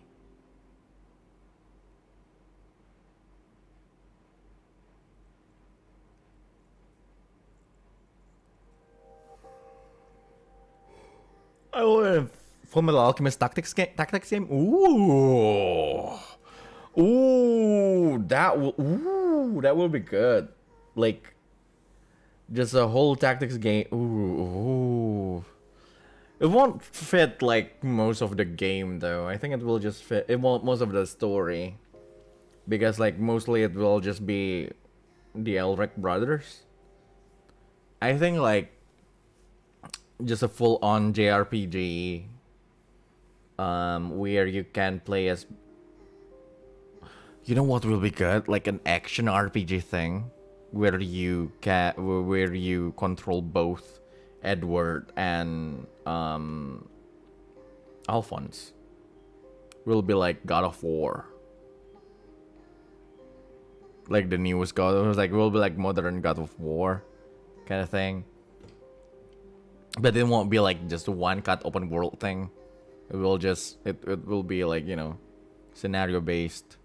I don't know, just you know, that's easy. Like just do not change the story of Full Metal Alchemist, then you get like a full-on story to tell.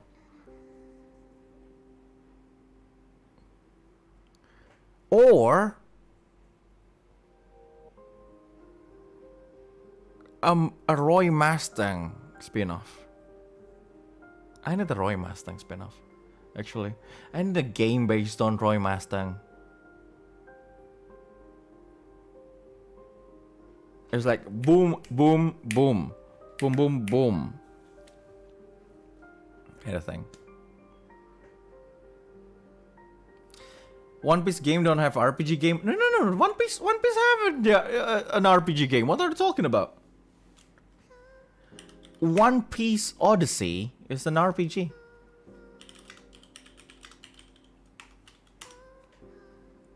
Wait, no, it's not Odyssey. It's the other one. Wait, is it Odyssey? Yeah, One Piece Odyssey is the RPG game. It's the RPG. I think the open world one is a One Piece World Seeker. Nah, we like One Piece Odyssey.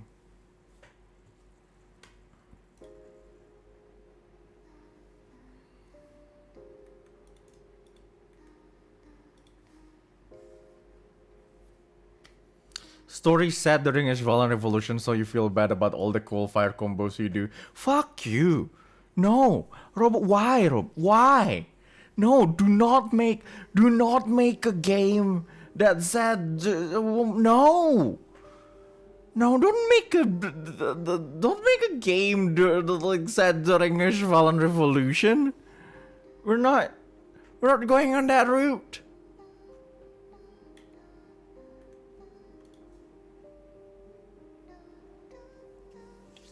Might as well make a whole Sims game where you play as, you know, Show Tucker.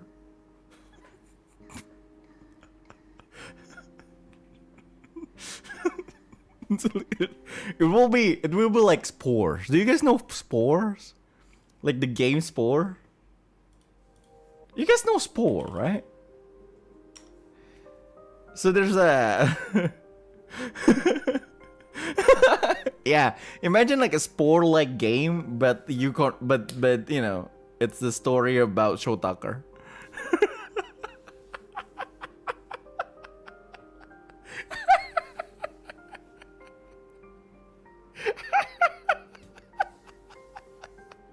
Kimura raising sim, let's go! Hey, it will be like Tamagotchi, man. It's a Pokemon, but you're Show Tucker.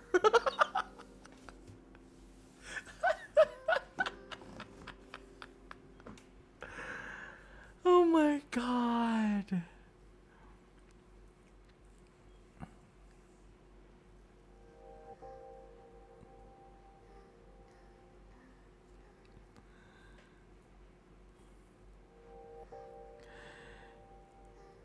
It's like, Shotaka is so stupid. Like, bruh.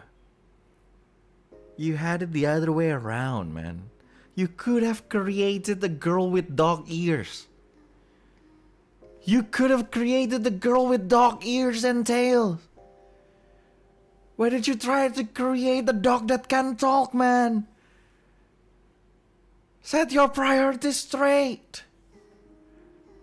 You could have created the dog-eared girl. But no! But no, Shotaka, you need to be a prick. And deny us of the Kemono no Mimi girls, man.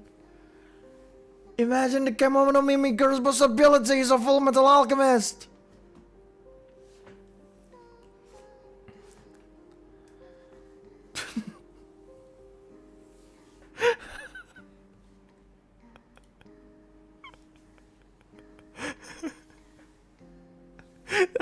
That will be the weirdest shit, because like technically because he's a government like researcher, right? he's a researcher funded by government. Like that Kimura research is actually funded by the government, and the whole motive behind turning his, you know, fusing his wife with a monkey and fusing his child with the dog is because he couldn't find any good result from his, you know, from his research. That's why like he's so desperate to get the result, and and then he decided to fuse his wife with the monkey and get like a talking monkey kind of thing.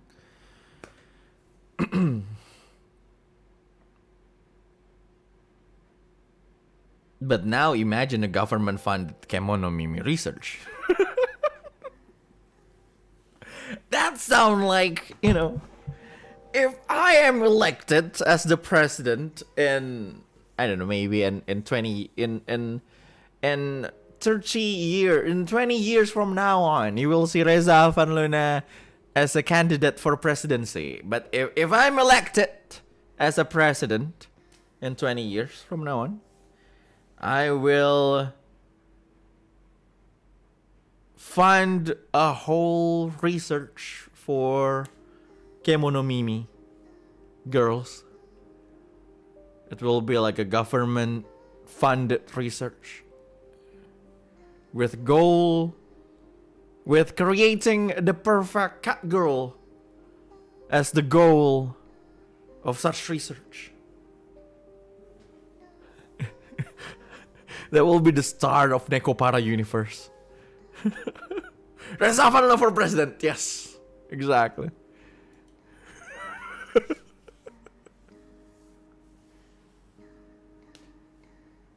Why not go all the way and make centaur girls real? Well, we go with, you know, well, let's it's step by step, right? Ears first, right? Cat-eared girls first, Lamia later.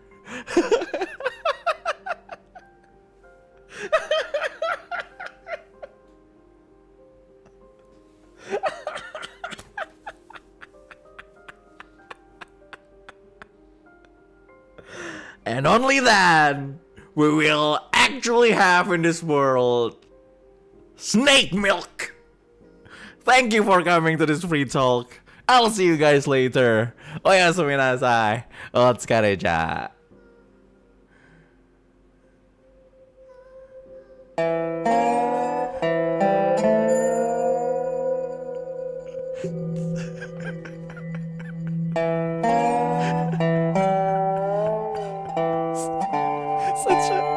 Such a roundabout journey to just go back there.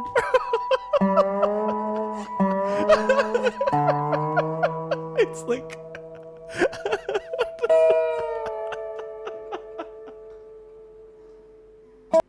what do you want me to say anyway? Oh god. We're back to snake milk. Snake lady's milk. It's a circle, yeah. What a beautiful stream.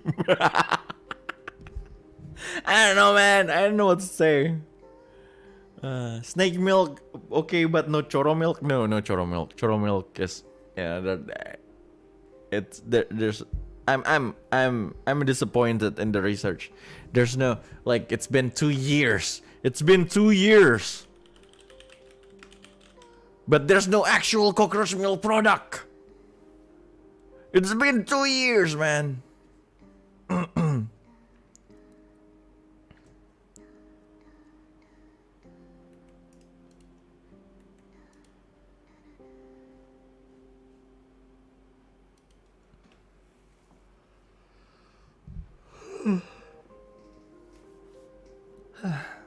But really though, I think I need to freshen up a little bit. I don't want to go back to sleep, but we'll see, because while I have work later in the evening. I'm not sure if I'm going to stream more this week. But we'll see. I will try to. Some stuff I need to do this week. Need to touch some grass and play some games that can be streamed. So we'll see. But yeah, in any case, thank you guys for coming.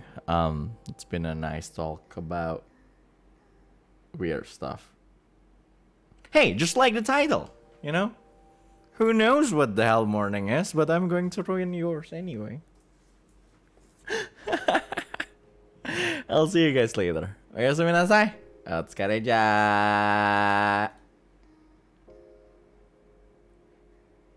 Actually, it's in the morning, so have a nice day. Have a nice day.